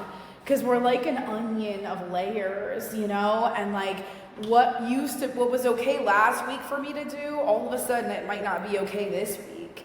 And I've had so much of that, but I've had to be willing to let go, And I'll never forget, like, my sponsor said something last time I was down here. She was like, I don't watch the Grammys. She didn't say it that mean. She said something silly about, I was listening to the Grammys. She was like, I don't watch the Grammys. I said, why not? She was like, I just don't let that type of material world in.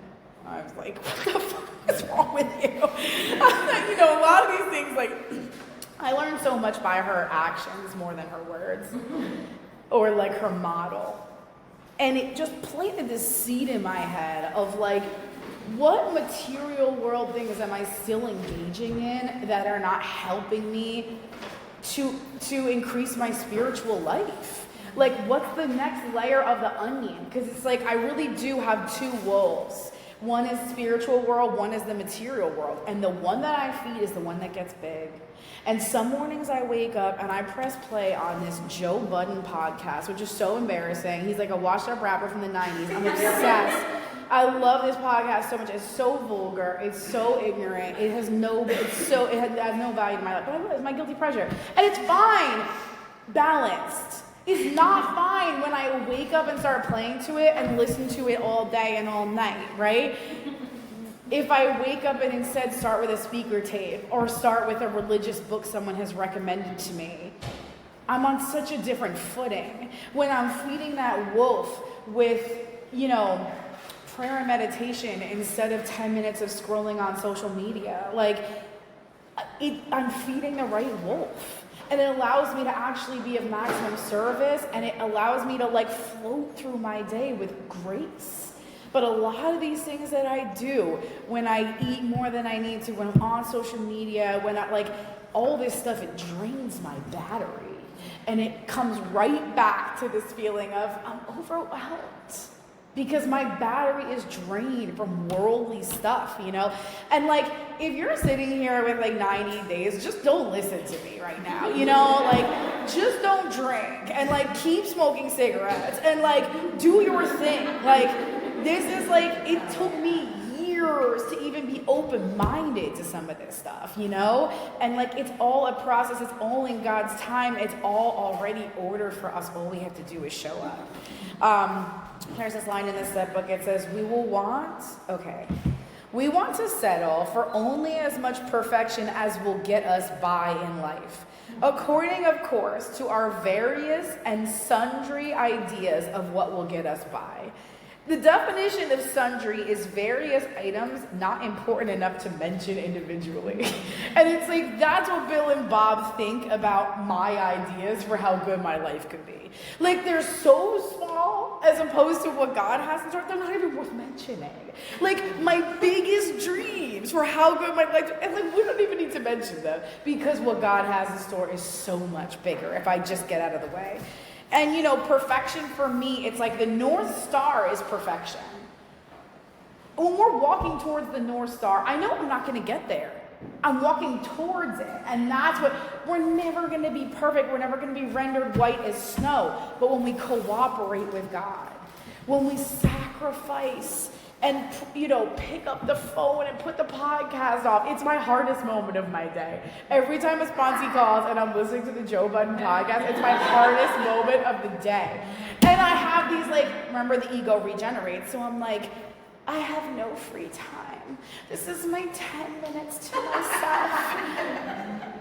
I don't need much free time. I really don't. I need time serving God. So I'm going to go quick through 7 because I want to move on to 9.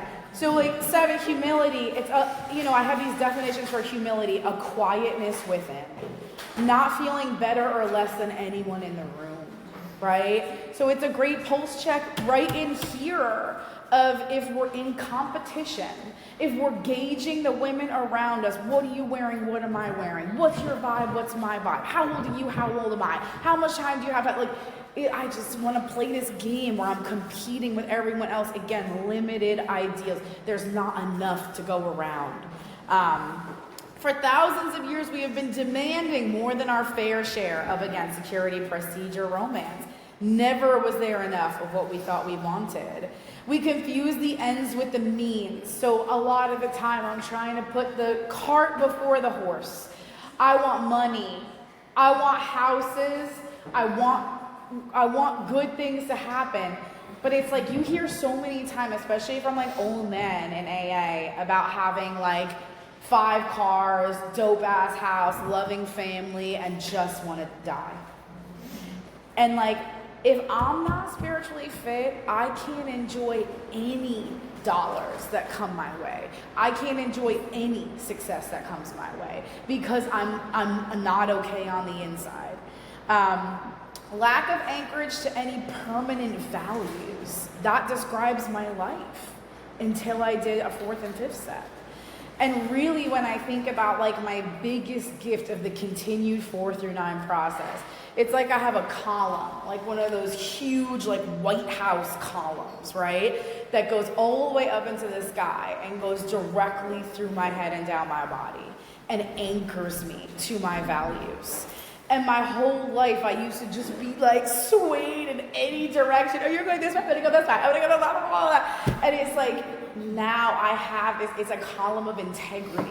It's my truth with my higher power. It's security that comes from within. And it helps me to not be moved by everything that's happening around me. And this is a world that can easily move you, you know? Chief activator of my defects is self-centered fear. And it's always about something that I'm gonna lose or something that I wanna gain, you know? It's always about holding on to stuff with my claws in it. I'm gonna move on to 8 and 9. You know, when it talks about like making a list of people we had harmed, it's like, dude, I didn't harm anyone. It's like, what? And I really was one of those like, why don't you let me drink till I die? If that's what I want to do, I'm not hurting anyone else. Just let me drink till I die, which is crazy. I was like harming everyone in a 5-mile radius of me at all times.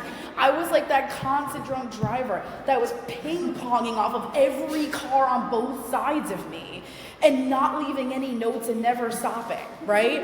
I was putting everyone in, like I was such a tornado in all circumstances, so inconsiderate.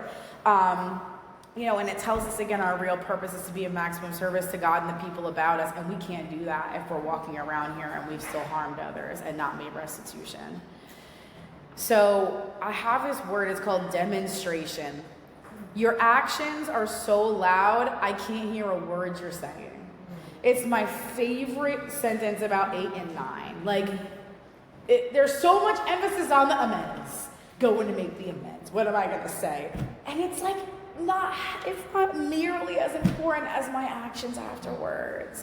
What I say is 1%. What I do afterwards, how I uphold in a living amends, what I've said is 99% of the amends process. And I can't do that if I'm not cooperating with God. It doesn't mince the words into action about what we're supposed to do here. Under no condition do we criticize. When I go to make an amends, it doesn't matter if they say it's Wednesday and it's Tuesday. I do not correct. I do not criticize. We are there to sweep our side of the street. My side of the street might have one can, and the other side of the street is like the day after the Eagles won the Super Bowl. It doesn't matter. I have to clean my can. It's my side of the street. Never trying to tell him what he should do. His faults are not discussed. We stick to our own. They're not mincing their words here. I can't go into amends not forgiving the other person. I can't go to an amends and say, yeah, but. My sponsor always says anything after but is bullshit. Anything after but is bullshit. And the simple prayer, God, give me the strength and direction to do the right thing no matter what the personal consequences to me might be. And I have been the amends driver for so many people walking into a business not knowing if they're coming out or not, Like, all right, they're either going to call the cops or you're going to drive me home after, So many of those moments where, like, it is risky. It's hard, especially once we've kind of gotten a little better, 8, 9 months sober, I'm making amends. I can't make an amends to my current employer. I'll get fired. All right, if you want to take that risk and not execute this step work as is prescribed, our hat is off to you. We'll always be here as a soft landing place when you're ready to do the hard work. It's about the effort, not the outcome, and our behavior will convince them. I have to use my phone for a minute because I do have a little special worksheet that I made at some point in my sobriety that I really love. And again, I can share with people. But it's like my amends cheat sheet. I hope I can find it really fast. I thought I saved it in my favorites so I wouldn't have to be up here on my phone explicitly, but I didn't. Hold on. Okay. Thank you so much. So sweet of you all. I'm going to find it quickly. But it's like rules that I really needed because... Is it here? Come on.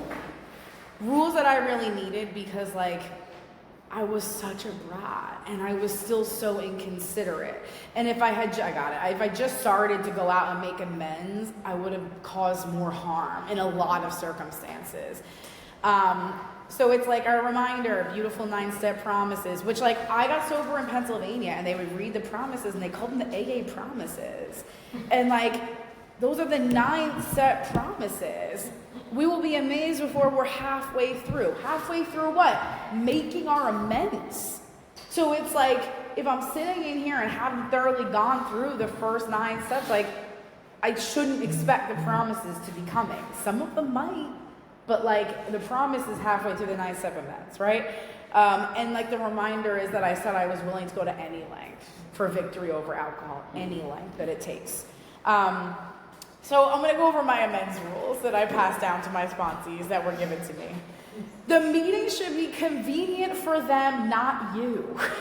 You know, like when you're meeting someone, it's like, okay, do you want to come over my house? Like, no, like you go to them, you know, like considerate is our main goal here. No accepting of money or support during the meeting for any reason.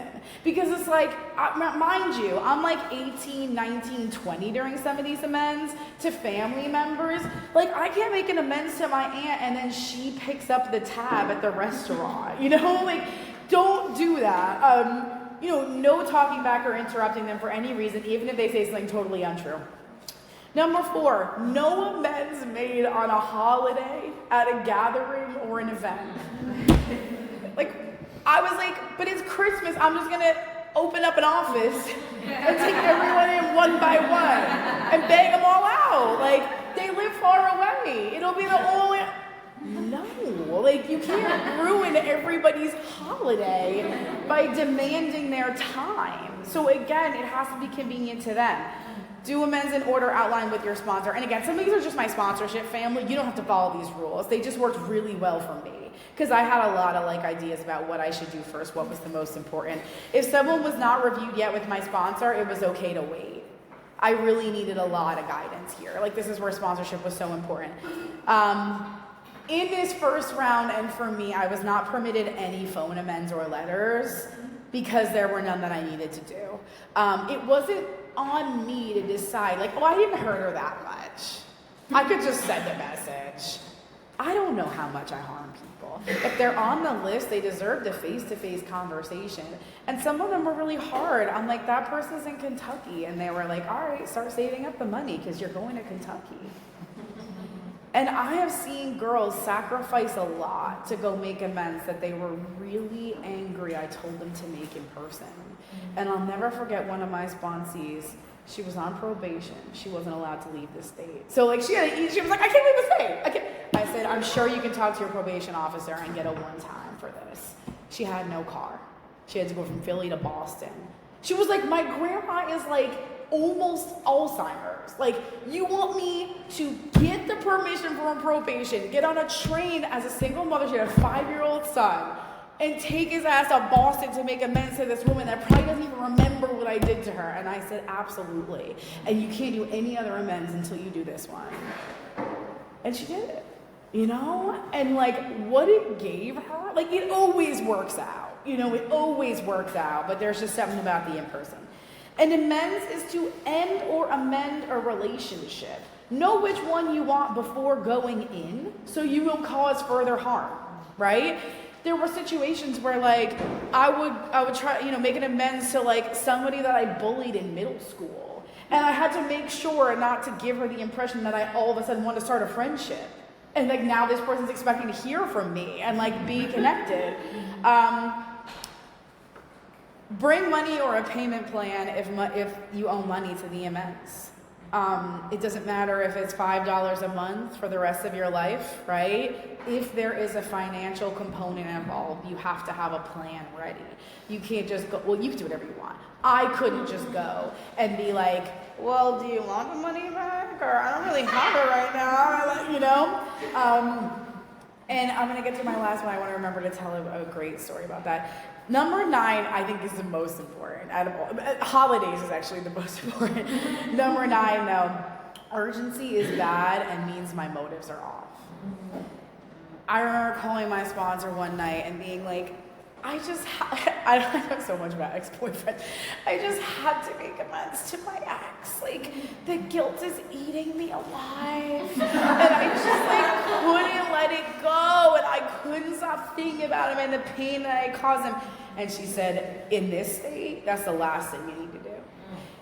If there's too much self in it, if I'm feeling an urgency, if I have a burning desire to make it right, that's like an over emotional state. That's not appropriate for an amends. So that was really helpful for me. And I had a little script that I went through, you know. Oh, I'm going to get to the script in a second. So I'm going to say, okay, first I'm going to tell a financial amends story. So this is like, it's kind of a weird story, but it's so beautiful. I've been really fortunate, and I don't know how, with finances and sobriety, you know? Like, it's all God. I have nothing to do with it. I literally was at a hookah bar in 2014, locked eyes with a dude, was like, hey, and he, you know, we fell in love across the room. Lust is a huge defect for me. But God used it for good in this situation. He happened to be a realtor. He convinced me, like, no, you could buy your own house one day. And I was like, all right, buddy. And somehow I was able to buy my first property in 2017. I moved out of that and bought something else in 2020 and rented that out, and I've done that now 4 times. And like, I don't know how, because it's not on my power. No one in my family deals with real estate. I have no idea what I'm doing. I make constant mistakes. I have no guidance. It's like not pretty. But through this process, I got to my house prior to the one I have now. It was really beautiful. It is really beautiful. It had this gorgeous backyard. One of those, like, it looked like Pleasantville. The whole neighborhood just looked like Pleasantville. And I was sitting in the backyard doing step work with this very unwilling girl that was like such a pain in the ass, just like fighting me at every moment, and like, yeah, but, a lot of yeah, buts. And I was like half listening to her, and I started looking around the backyard. And it was like, I don't know how this happened. It was like every single fence post in my gorgeous backyard. It was so picturesque. I felt like every single fence post represented a financial amends that I had made, you know? And it was like laying the foundation for what would have come. And when I was making those financial amends, I had no money. Like, my bank account was negative so often in the first 5 years of my sobriety. Horrible with money. Like, treasurer of a group at a time, and worked at a bank, and like horrible with money. And I really saw that, like, if I had not done any of those financial amends, I would not be in the position I had now. I wouldn't have the house I had now. It was all it's all borrowed from God. None of it's actually mine, you know? But if I don't take care of it and be a good steward of it, I believe it'll all go away. There are some words that are mentioned in Into Action about how we should be, like our conduct when we're making amends. I've found that these are actually just good words for life in general. If my spirit is this throughout my day, things go very well. Like, so it's tactful, sensible, helpful, loving, considerate, forgiving spirit, calm, frank, kind, humble, open, patient, polite, tolerant. These are all words mentioned in the 8th and 9th step that tell me how to be, my deportment, you know? And I found that, like, it's not just amends, it's in life. Any conversation can be had with enough humility. If I bring humility to the table, there's not a conversation that can't be had. And one funny amends story, I'll tell 2 more and then I'll be done. 2 more funny amends stories. Okay, first one, I have this girl on my list named Vanessa. I slept with her boyfriend 800 times. She knew it. We had a major beef. She was definitely gang affiliated. She was not to be played with. And I ran to her into Starbucks. Like I had her on my list. She was in the never. I had index cards my first time. I sponsored me to do index cards, and they were colored, right? And the reds were, I'm never making this amends. She was in the never category. And I ran to her to Starbucks. And like, I was like, feeling other sober people. And somehow God gave me the courage to slip her a little note that said, I owe you an apology, call me if you can, and gave her my number. Because she was with people too. And I was trained that, like, you don't stop someone in a Starbucks and be like, can I make a nice up amendment right now? Like, that's not considerate. So she never called. So I'm like, oh, I'm out of this one, I think. My friends dragged me to a carnival one night.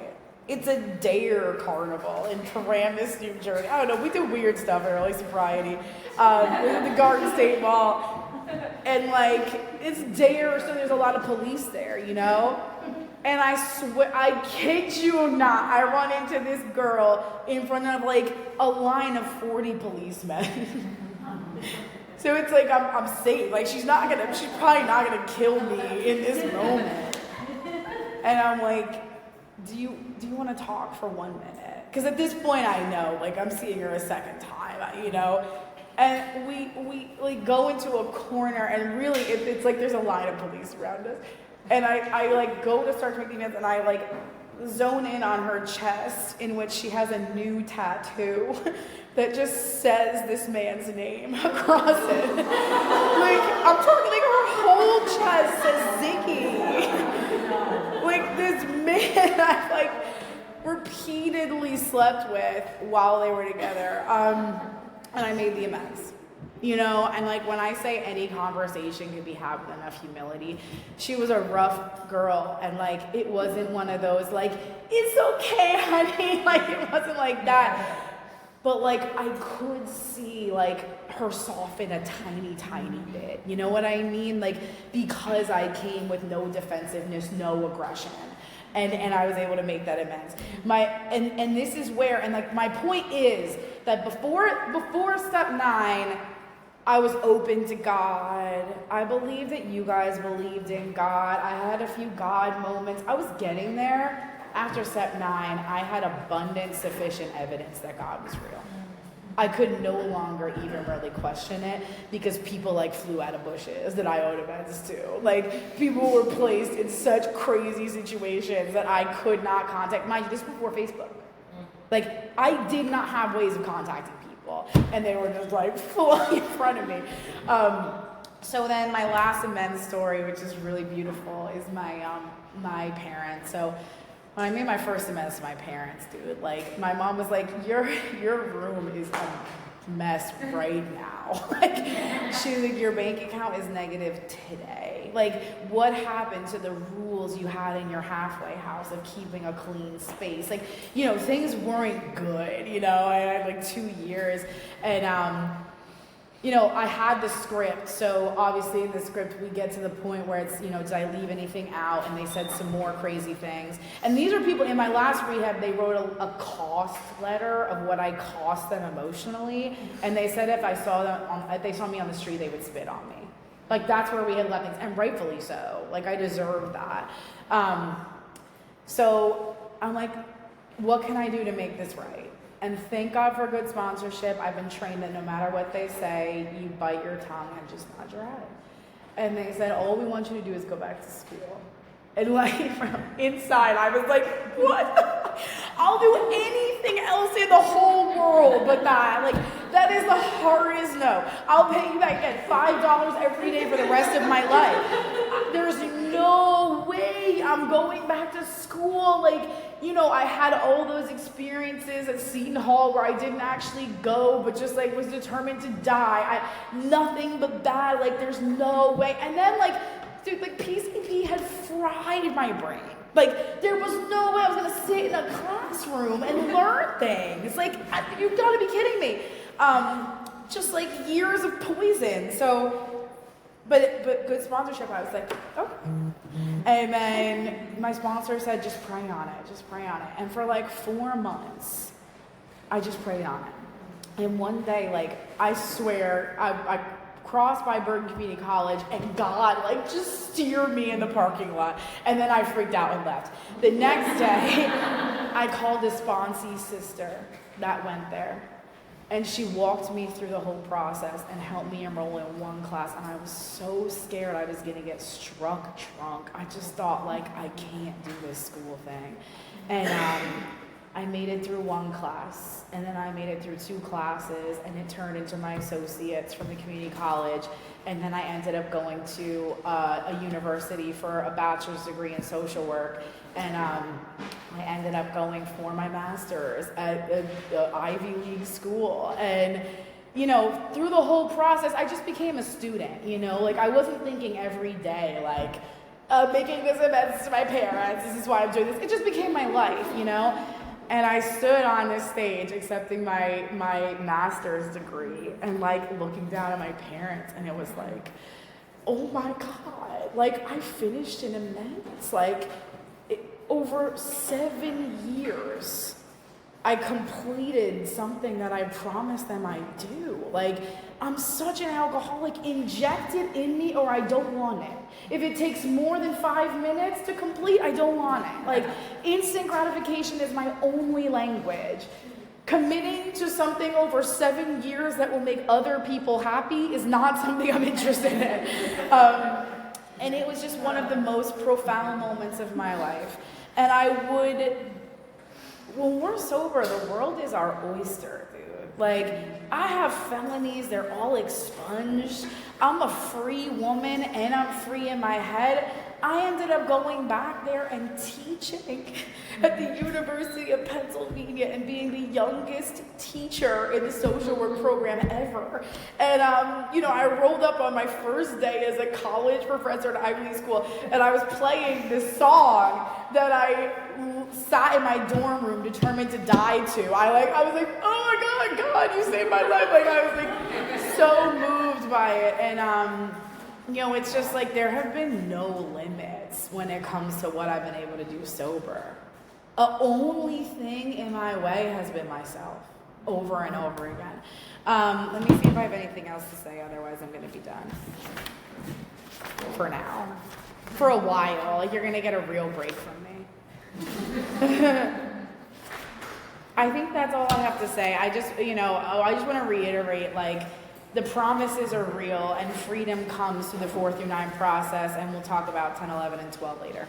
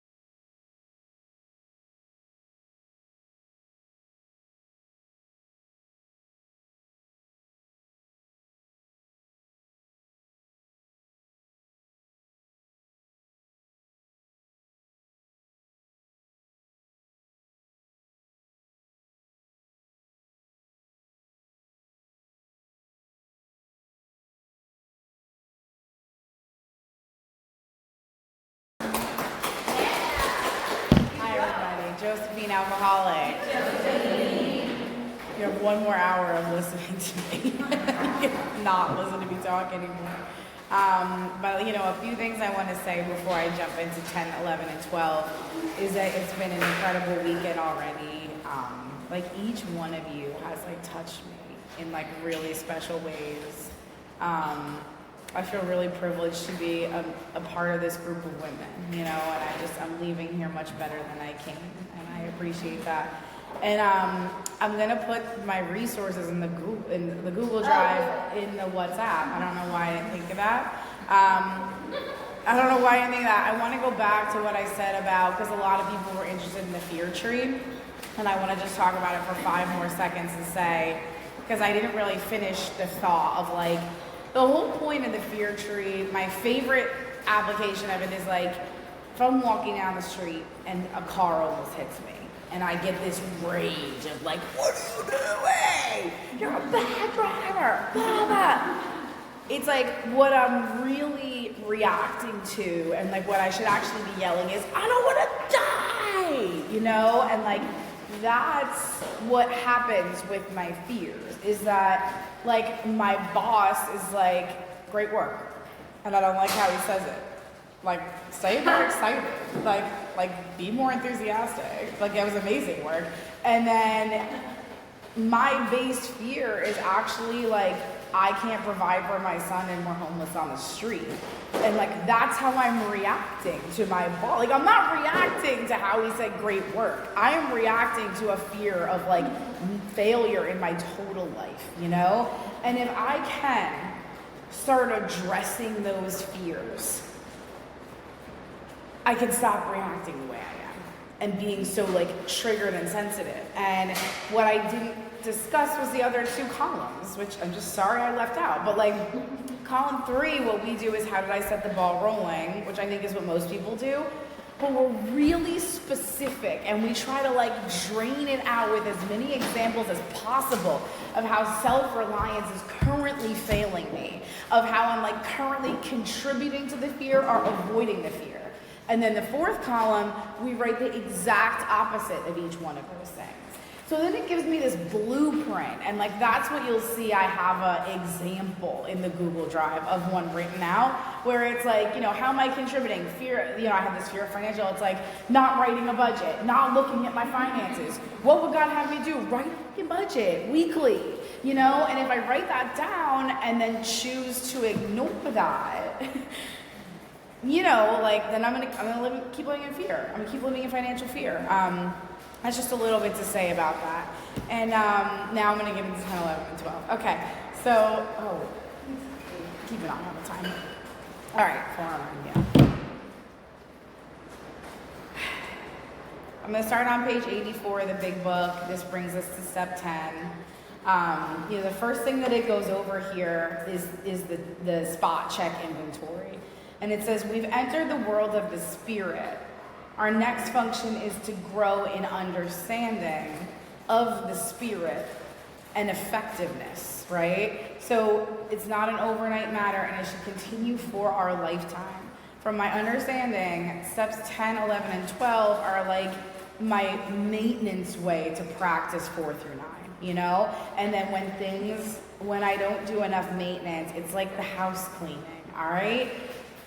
When I slip up and don't clean the house a lot, when I ask a cleaner to come, I gotta pay her for the deep cleaning. She's not trying to come in for a regular price, right? Like, it's really filthy. If I don't weekly dust the whole house, I have a pit bull too, and the house gets dirty quick, we're always on the beach staying. If I don't vacuum almost daily and wipe things down and constantly wipe things down, I'm gonna again need to pay for the deep cleaning, you know what I mean? So it's like, if I stay on the maintenance, then I don't need a deep clean. Once in a while, I just mess up and I don't clean for a few weeks. And then I'm like, I gotta write a full-blown inventory. This shit is out of control. Like, we've spot-rolled. We're past the point of a nightly inventory being able to help this. But, you know, for a spot check, you know, I think the directions are very clear in here, right? We continue to watch for selfishness, dishonesty, resentment, and fear. When they crop up, we immediately ask God to remove them when they crop up, not if they crop up, because they're going to. We discuss it with someone immediately, make amends quickly, and we turn and look for how to help somebody. It couldn't be a clearer process. I can't tell you how often I get a phone call and a girl's like, can I 10 step with you? And I'm like, yeah, shoot. And then they talk for 20 minutes. And I'm like, I love you so much, but like, this is not a 10 step, right? Like, if you have to give me 5+ minutes of explanation, I just need to give you background. I just need you to know the context. Like, I don't. If you're actually wanting to take accountability for your part, I don't need to know the background or the context. But it's hard to do, you know? So I really try to practice almost going through the columns of an inventory when I'm talking to someone about a 10 step, instead of just venting. And it's okay to vent sometimes, but it's not a 10 step. So, you know, the 10 step, the spot check has specific things. And if I'm spot checking all day, then my nightly might be a lot clearer, you know? So it's like we have this tiered approach. And it's so nice. It's like whatever doesn't get caught in the web of the 10th step, we can catch in the nightly. If we don't catch it in the nightly and it all builds up, I'm probably gonna need to sit down and write like a much deeper inventory. And that's okay too, and it happens. I'm gonna read the 10 step promises. They're some of my favorite in the whole book. And we have ceased fighting anything or anyone, even alcohol. For by this time, sanity will have returned. We will seldom be interested in liquor. Like, guys, most of you heard my story last night. That was just last night. Gosh, that feels so long ago. It was just last night. We will seldom be interested in liquor. Like, it was my only interest. The fact that I could get to a place where I'm seldom interested, if tempted, we recoil from it as from a hot flame. I've had some stupid moments where I have, really actually only one, where I have by accident taken a sip of something and then spit it out all over the place. And I was like at a wedding and there was a s'mores bar and I just started shoving marshmallows in my mouth trying to get the taste of vodka out of my mouth. But I recoiled, you know, and like, did I learn to be a little more conscientious of what I'm picking up at a whoopee party? Yeah. Okay. We react sanely and normally, and we will find that this has happened automatically. We will see that our new attitude toward liquor has been given us without any far effort in our part. It just comes. That's the miracle of it. We're not fighting it, neither are we avoiding temptation. We feel as though we have been placed in a position of neutrality. And I've been placed in a position of neutrality not just around alcohol, but around having to have political fights, around having to have really any points of contention anymore in my life when I'm spiritually fit, to be fair. Safe and protected. We have not sworn off. Instead, the problem has been removed. It does not exist for us. We are neither cocky nor are we afraid. That's our experience. That's how we react, so long as we keep in fit spiritual condition. It goes on to say, it is easy to let up on the spiritual program of action and rest on our laurels. I'm going to talk about laurels for a second. I'm going to warn you right now that this is not verified information, okay? I think this makes sense, and I heard this to be true, but like, don't spread it. I don't know if it's true or not, all right? Like, but it makes so much, it's a very helpful visual for me. Okay, so laurels, I was told, are, I can't verify it, like in the ancient Olympics, right? They use laurel branches to make the crowns that went on people. I see some nodding, like you guys saying, yes, cool. This is where it gets dicey with the story. Yeah, but it's gonna get, so from what I understand, the laurels are pretty thorny, right? So that, well, everybody's getting crowned, the ceremony's happening, 1, 2, 3, but then you can't let the crown sit on your head for too long because it gets too spiky and the spikes will actually ingrain and you'll start to bleed. That's where I don't know if it's true or not. But it makes sense, right? Like if you're wearing a thorny ass crown, it gets heavier and heavier and it starts to actually make your skull bleed. That is what happens with my accomplishments. Like when I wear my accomplishments from yesterday for too long, it starts to harm me rather than help me. Okay? Are we? So like my accomplishments can be like, you know, I finished this weekend and I'm like, oh, I'm gonna take a week off. Like, I think I did enough service for a while. No. Like, they're telling us that we have a 24-hour reprieve. That's it. Like Cinderella. Every day I get to go to the ball. And at midnight, like, I'm done. Like, that's it. So I think that's just really helpful for me to not rest on my spiritual accomplishments of yesterday, no matter how big or small they were. I still have to carry them on the next day. Step 11, I have so much passion around it, guys. It says, it works if we have the proper attitude and work at it. And the nightly inventory template is actually, you know, included in step 11 in the big book. You know, I write out a nightly inventory most nights. And thank God for sponsorship, because like I won't do it for like 2 months, I'll get sick of it, and then I'll take another sponsee through her 11th. So I'll say, send me your nightly every now, I'll send you mine. We have a thing in my sponsorship group, we don't read each other's. We only send it for accountability. And it's like, if you wrote something on there someone needs to know, that's between you and God, and you gotta tell them. Not a lot of people read each other's. I don't think there's a right or wrong way. That's just kind of how we were raised up in it. But the point is that, like, taking that time at the end of the day to focus constructively with God on what I could have done better helps me prepare for a new day. And again, it's that light. You know, after I put my son to bed, I clean up the 1,000 toys that he's thrown all over the house, and I wipe the high chair down of all the yogurt and all the, applesauce, and like do all the dishes. And it's like, if I didn't do that for one day, my house would look so disgusting. Like, and that's what it is with the yogurt I spew on everyone around me when I'm in fear, So it's like when I'm not doing that little nightly housekeeping internally, I can get in trouble quick. So, On Awakening is beautiful. I'm really going to focus on one thing here, and then I'm going to talk a little bit more just about my experience. Like, be quick to see where religious people are right. Make use of what they have to offer. Explore, expand, right? And like step 11 really gives me this charge that I need to go outside of AA in any way that I want and seek a deeper relationship with my Creator. And that can be in any way I want. Again, and like one of the best gifts I've gotten in AA is that I don't have to sign up for anything.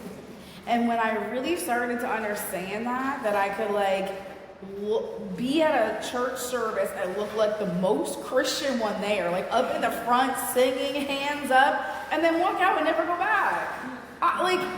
And then the next day I could be reading a Jewish book, and then the next day I could be at a Buddhist temple, but like I needed to seek. And like granted, as I've grown in recovery, I have been more and more interested in maybe aligning with a religion, and I think that might be in my future. We were talking about it earlier. However, this gift of being able to freely seek and see where religious people are right and let go of my prejudices and jump in, I was one of those people. I'm gonna take a sip of coffee. I was like, meditate in silence.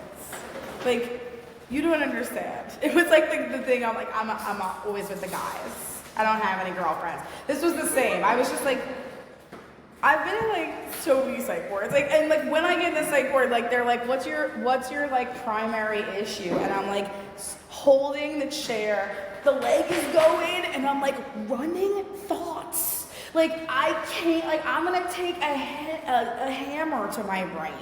It won't stop, So we get here and they're like, meditate in silence. That's not possible for me. I will never be able to do that. And just like everything else, it's about practice and willingness, regardless of if I want to or not. My sponsor had me set a timer for 3 minutes and sit in silence and focus on my breath.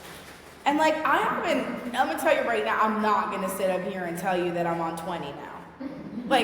I'm still on 3 to 5 minutes of silence in the morning and at night, and I don't do it every day. But it centers me, and it starts my day right, and it gets me with my Creator. And sometimes I do longer things, and sometimes I do group meditations. But the practice over time has allowed me to the point where most mornings I sit in almost absolute silence, and I'm able to do 5 minutes with almost no thoughts, with almost zero thoughts. And all I've been doing is practicing. Just like if I wanted to run a marathon, just like anything else. So it's I am here to tell you in this room, if you're not meditating and you think no, it's just not for me, or you think you have some excuse not to, you don't. And if there's anything that I see in people that aren't experiencing emotional sobriety, it's we can just hit the checklist. Are you meditating? Are you writing nightly inventory? Because I feel those are the much harder practices, the maintenance practices to actually commit to over time, even when things are going okay, you don't feel like you need it, So like if you're not currently engaged in those things, I would, suggest that you like take a minute and reflect on why and see if you can find an accountability partner. Nowadays there's 1,000 meditation apps. I had the insight timer going. It's counting my days. You meditated for 50 days straight, it kind of keeps me going. But the other part is that like, if I went a week without any spiritual seeking, which happens sometimes, like, what am I doing? So I really have to like intentionally carve out, because I am busy and life is hectic, right? So in the morning, I'm gonna go back to the damn podcast. Like I can hit the Joe Budden podcast, or I can hit, if I already have in mind a spiritual audio tape that I want to listen to, right? If I already have in mind something Step 11 related that I could just press play on, it makes my morning so much easier, And if I kind of fit those things into my schedule, like look up a church beforehand. So I'm not just sitting there on Sunday like, God, I should have probably gone somewhere, and express to the seekers around me that I'm trying to seek more. Like ask for help from like-minded people. Those are the things that kind of keep me seeking, even when life feels like a lot and it's like, I'm not trying to do it. It's a lot. All right, I'm gonna move on to step 12. I'm gonna talk, okay. I've just gotten to do some really cool stuff with my seeking. We were talking about it last night. This might be the moment where some people stop liking me in this room. I was really into Joel Osteen for a while. I know he's like, my mom was like, how could you listen to that? Like, she still makes fun of me about it. I think I just latched onto his voice in early sobriety. I was also like a huge Kanye fan, which I know is like not okay, but like this was like a long time ago, but I like went to his Sunday service at Joel Osteen's church in Houston, and I was like, cast aside all of your thoughts about both people. It was amazing. And I've just got to have so many of those absolutely freeing experiences, and it doesn't mean, again, like I'm not currently aligned with either of those individuals or how they're living, but like I just get to kind of dive in, and I get to do it without being embarrassed of anyone seeing me. Bless you. Bless you. So I'm going to move on to step 12, and on the page of working with others, page 89, I have this written up top, and I think it's like a real sobering kind of gut check, especially when like I sit down with a girl, she's so hyped to be on step 12, it's like, I'm finally done with this, and it's like,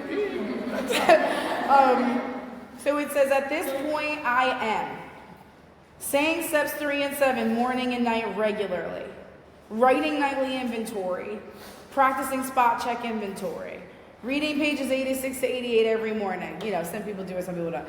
Doing one new thing to enlarge your spirituality daily, helping someone else, and meditating daily. And that's on top of the basic 5 that I talked about last night. So like it is like a little bit of a tall order, and it's a lot, but once you kind of get into the sweet spot, it doesn't feel like a heavy checklist. It's just kind of how you live. But like, I think this is a good way to gauge like where am I at in my like maintenance in my program. So then we go into working with others. It starts with practical experience shows that nothing will so much ensure immunity from drinking as intensive work with other alcoholics. And here's the best promise. It works when all other activities fail. It tells us life will take on a new meaning. And if you had a 12-step spiritual experience, some dude named Barefoot Bill said this so long ago. I was in like a workshop of his.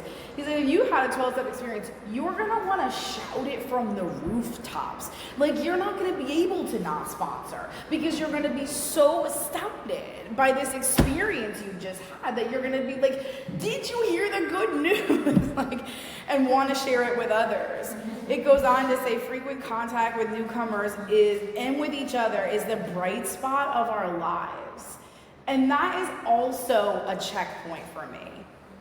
If I'm sitting here and I'm feeling like my sponsees are a pain in the ass, and I'm cringing every time my phone rings, and I'm like, ugh, I have to do this again.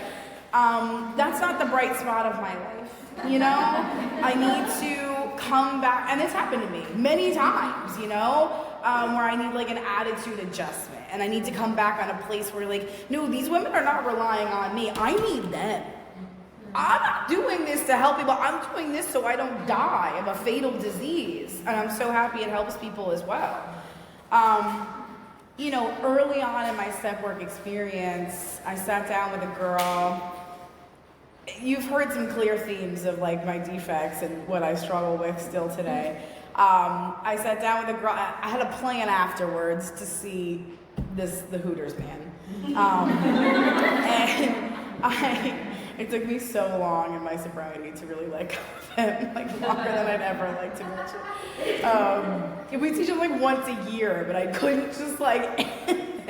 So I was sitting down with a sponsee. It was probably the second girl I ever sponsored. I was still brand new. I was so scared, and my sponsor was like, all you need is this book. You don't need anything else. You don't need any special skills. You don't need any special abilities. You need to open this book with a girl and let God in. And I had plans with him after, so I was like all dressed up, you know, but I'm like, I'm gonna go to the meeting first. I'm gonna sit down and do step work with her next, and then I'm gonna go see him.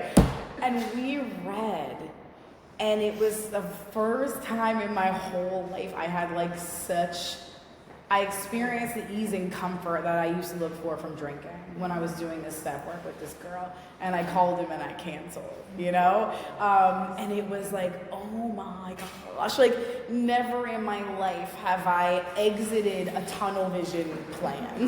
Like I don't have that ability. Once I'm in, you know? And it was really, really powerful, and it really does work when all else fails.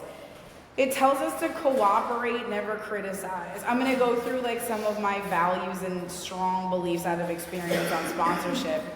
Cooperate, never criticize. My point is to be like a safe landing space in AA, you know? So it's like, I really used to, you know, when girls were like on the fence, I'd be like, well, you're gonna die, you know, and like so aggressive. And it came out of passion, and it came out of seeing a lot of women die, you know, and going to a lot of funerals early on. And, but it's like, that's not a safe landing space, right? Like, I don't know who I'm gonna need help from, who's gonna need help from me, and my only job is to leave myself as a safe landing space for everyone. To be vital, faith must be accompanied by self-sacrifice and unselfish constructive action. I have to tell this person why I'm endeavoring to be helpful. Again, it's so I stay sober. It's not because I have such an amazing heart and I just want to give. Make it plain that he is under no obligation to you. We just don't do that enough nowadays. There is this possessiveness with sponsorship sometimes that was never supposed to be there, where like someone's not getting what they need from their sponsor, but they just feel too bad to end the relationship, and it's like, nah, like this is a fatal disease. There should be no feelings on either side, and granted, obviously there could be a little bit of a sting of rejection when a sponsee moves on, but my job is to congratulate them for taking responsibility for their recovery and getting what they need, you know? And the second that I start getting butthurt that people are moving, or the second that I start like, that is where my spirituality is out the window, right? That's when somebody should leave me as a sponsor because I'm not practicing a good program. These women are under no obligation to me, and they can come and go as freely as they want. My hope only is that they will try to help other alcoholics when they escape their own difficulties. And that's what was shared on to me. Is like, all right, I know you're thankful, but it's like, if you're actually thankful, just help other women, right? Just take this and pass it along. That's the only thanks you really need to give. You should not be offended if he wants to call it off, or he has helped you more than you have helped him. I feel like I could do it with like a loudspeaker, because it's hard. It's hard to swallow, but it's like we have to let go of that, like, my sponsees and blah, blah, blah, and you have to be at my sponsee meeting once a week, or you can't work with me, and like some of that stuff gets a little bit intense, I think, when it really can just be about like, if you're willing, we'll go through the book. If you want to talk to my other sponsees, awesome. If you don't, also okay. Like, love the family vibes, and I do get my girls together at least quarterly, and some come on Zoom. One of the girls I sponsor is in Israel, and a lot of them are tight, but it's not a requirement. Like, the only thing that I need to do with someone I'm sponsoring is go through the 12 steps and then support them, placing their hand in the hand of their higher power, right? And the best goal I can have is that if I disappear tomorrow, they all stay sober, because their reliance is not upon me at all. It's upon their higher powers. We have no monopoly on God. We merely have an approach that works with us. It says it so many times in the book that, like, if somebody wants to do something else, our hat is off to them. If you want to read the book, How to Get Sober Without AA, be my guest. Have a great time. If you think religion can do it without AA, good luck. Let me know how it goes. Like, without the sarcasm, like, genuinely, I'm interested. Like, it takes some work to get there, but it's like, I know for myself, and I've had so many friends leave AA, guys. Like, so many of the girls I got sober with that had the same conviction I had about their alcoholism met men, have families, and left AA. And some of us were talking about it earlier today, how like they're weirdly jealous of my life. And I'm like, you could still be doing this. Like, I don't know, it's not like, but they'll say things to me like, God, I wish I was going to church. I'm like, we were saying, like, it's free. You can go any Sunday you want. Like, but there's this kind of like, I wish I was doing more, but can't, like a non-starter kind of vibe. And they've all been like, working back with therapists, thinking about more medication, which, like, medication is fine, but, like, just those things that, like, I know I'd be doing if I wasn't in AA. God forbid, I would definitely drink right away and get arrested. Whoever said that earlier, like, I feel like I get arrested within a week of me picking up, quickly. My job is to place your hand in God's hand. So I have, like, kind of this rule, and it's straight from my sponsor. I just watch her move. She sponsors so many women. And when I get on the phone with her Tuesday mornings at 9:30, she gives me her undivided attention for 30 minutes. And I swear to you guys, I think she takes notes when I'm talking. And she wraps up her conversation with like a 10-minute long prayer, addressing so many of the things I've just said. It's unbelievable. I'm not at a point in my life where I cannot multitask on the phone with sponsees. I really want to get there. Like, my life's not set up. I have to wash dishes while I'm on the phone. Like, there's just too much to do. But like, the level of attention, patience, and love that this woman shows me is something that I want to get better at every single day, And what else she does is, like, she matches women with the willingness they give to her.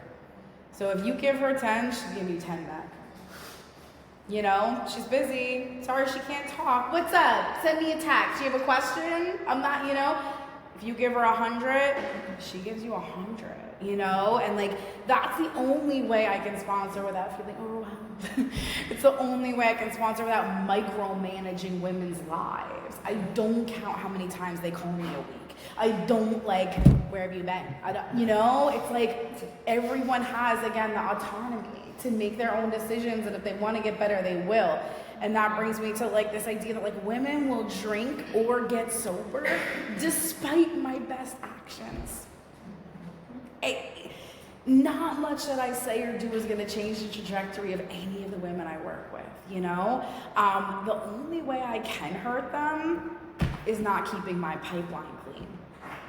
And I see it, right? Like, I mean, times 20, I've been sponsoring for 18 of those 20 years.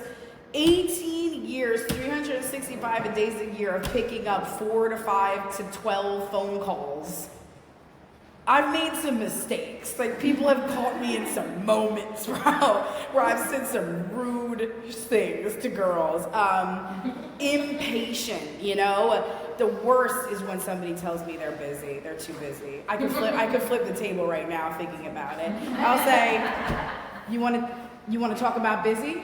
And I'll run down my schedule and like make them feel so bad. And it's like, that's not nice. That's not necessary. But you know, the best way I can help women is by keeping my own pipeline clean and staying inspired. So I have a message to share, you know?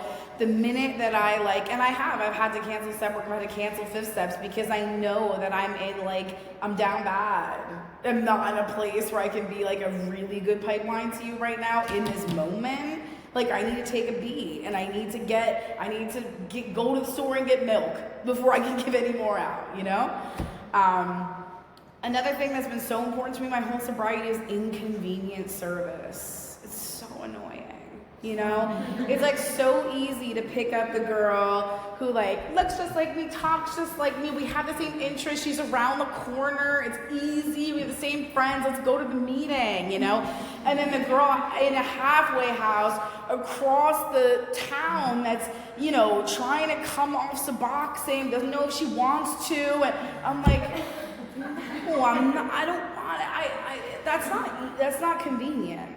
And the less convenient the service it is, the more it sets me free. There's like a direct connection between the amount of inconvenience I am and the amount of sacrifice I make to the amount of freedom I experience that day. There is. It tells us in the book, a kindly good act once in a while is not enough. You have to act a good Samaritan every day if need be. So much. You know, but it gives us a freedom that we didn't know existed. And it has given me an ease and comfort that I was looking for in the bottom of a bottle for a long time. All right, I'm lastly going to go into our affairs. 5 minutes? You're still 5. Oh, okay, great. Thank you. Yeah. All right. So, like, there's so much emphasis on step 12 in helping others, you know? And there's a whole other part of it, guys. Like, it's really, like, how am I being in my household and my affairs, my job and my family? What does my quality of life look like, right? Like, AA does not raise me to hide out in AA. AA raises me to go live. You know, it says that little by little, when we were drinking, we were withdrawing from life. Like, no truer words have ever been said. At the end of my drinking, at the really, really end, I was squatting in an abandoned crack house, and I had a triangle of a life. It was the crack house I was squatting at, it was a gas station, and then it was one other place I was going. That was it. I never left that triangle for like 2 months straight, you know? I get sober, I clear up some things with the record, I get some money, I get a, you know, working registration and license, like I can drive places, and like life can get big again, you know? And my sponsor told me on year 3, New Year's Eve, she said, make a list of everything you want to do this year, like a bucket list, right? I made the list. She said, get as crazy as you want, you know, crazy. You know, I put like pet a tiger, take salsa lessons, play a softball league, all types of stuff. Buy my parents a trip, like, and she just had me seal it up on New Year's Eve, and she said, don't look at it until next New Year's Eve. And I don't know how I even remember and kept it with me and opened it the next year. But I had done so many of the things. And I hadn't like looked at the list once a day. You know, like it wasn't like I was like trying to check things off. It was just like when you get in a sweet spot with God, God does all of your heart's desires. Like the world is your oyster in sobriety. Okay, so on that note, it gives us very specific instructions on page 101 for going around alcohol. And like, I have followed those instructions with fidelity since my early sobriety. Like, I don't play around when it comes to being around alcohol, especially before I was 12 steps. Before I had a spiritual experience, like I did have to be extra careful, right? There was a good chance that like I would just trip and fall once. Like you get what it says, like, right? I'm separating the men from the boys. I'm no longer, it asks us like, do we have a good reason for being there? Am I looking to feel vicarious pleasure out of which I never thought? I was told early on, like, if you get jammed up, it's short in the step book. You know, like short in the big book, as long as the step book. I'm going to talk a lot about the step book because the service time. But like I started to when I was really because I think it's some of the best in Atlantic City for college. Like I lived in a dorm, Karen, and I started to actually had time and then went back out before we started working together. So she talked to me about what it's like to try to make amends for a second time. Go out with my roommates. And she said there's something special about that first amends process where people actually took a lot of work. You know what I mean? Like I don't want to say like go out. She said when you do it a second time. It took so much work, you know, to get myself spiritually fit. And I had a lot of boundaries because if I am like I'll drive you there, but willing to be driven home by me, I'm not again. I might as well I get to whenever I want. I might as well if I get in there and decide I don't want to be there, you don't get to ask me why I'm leaving. Like I said a lot. I cooperate with God to become a different person and actually like the girl that I always wanted to be, but I was like robbing all their purses in the alley in the back. Like I kind of got to have a lot of experiences, but with my behaviors, you know, instead of alcohol. You know, so for me, a lot of my step 6 looks like running head first in a brick wall of with self-will, hitting my head against they were like my escape like every time I got in trouble. Reading every self-help book. It was Mary's, it was Megan's, and like I was never gonna be like, you know, like I just dreamed that like it was bullying all that, but I didn't even see it. You know, I tried everything. And when I made amends to defect, and in his time, let me let him.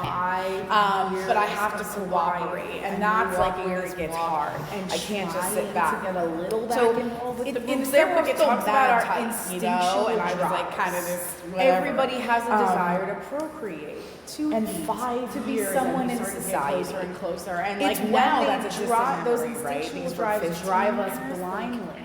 It's like a long sentence to stay with me. It's so powerful. I've been in all their weddings.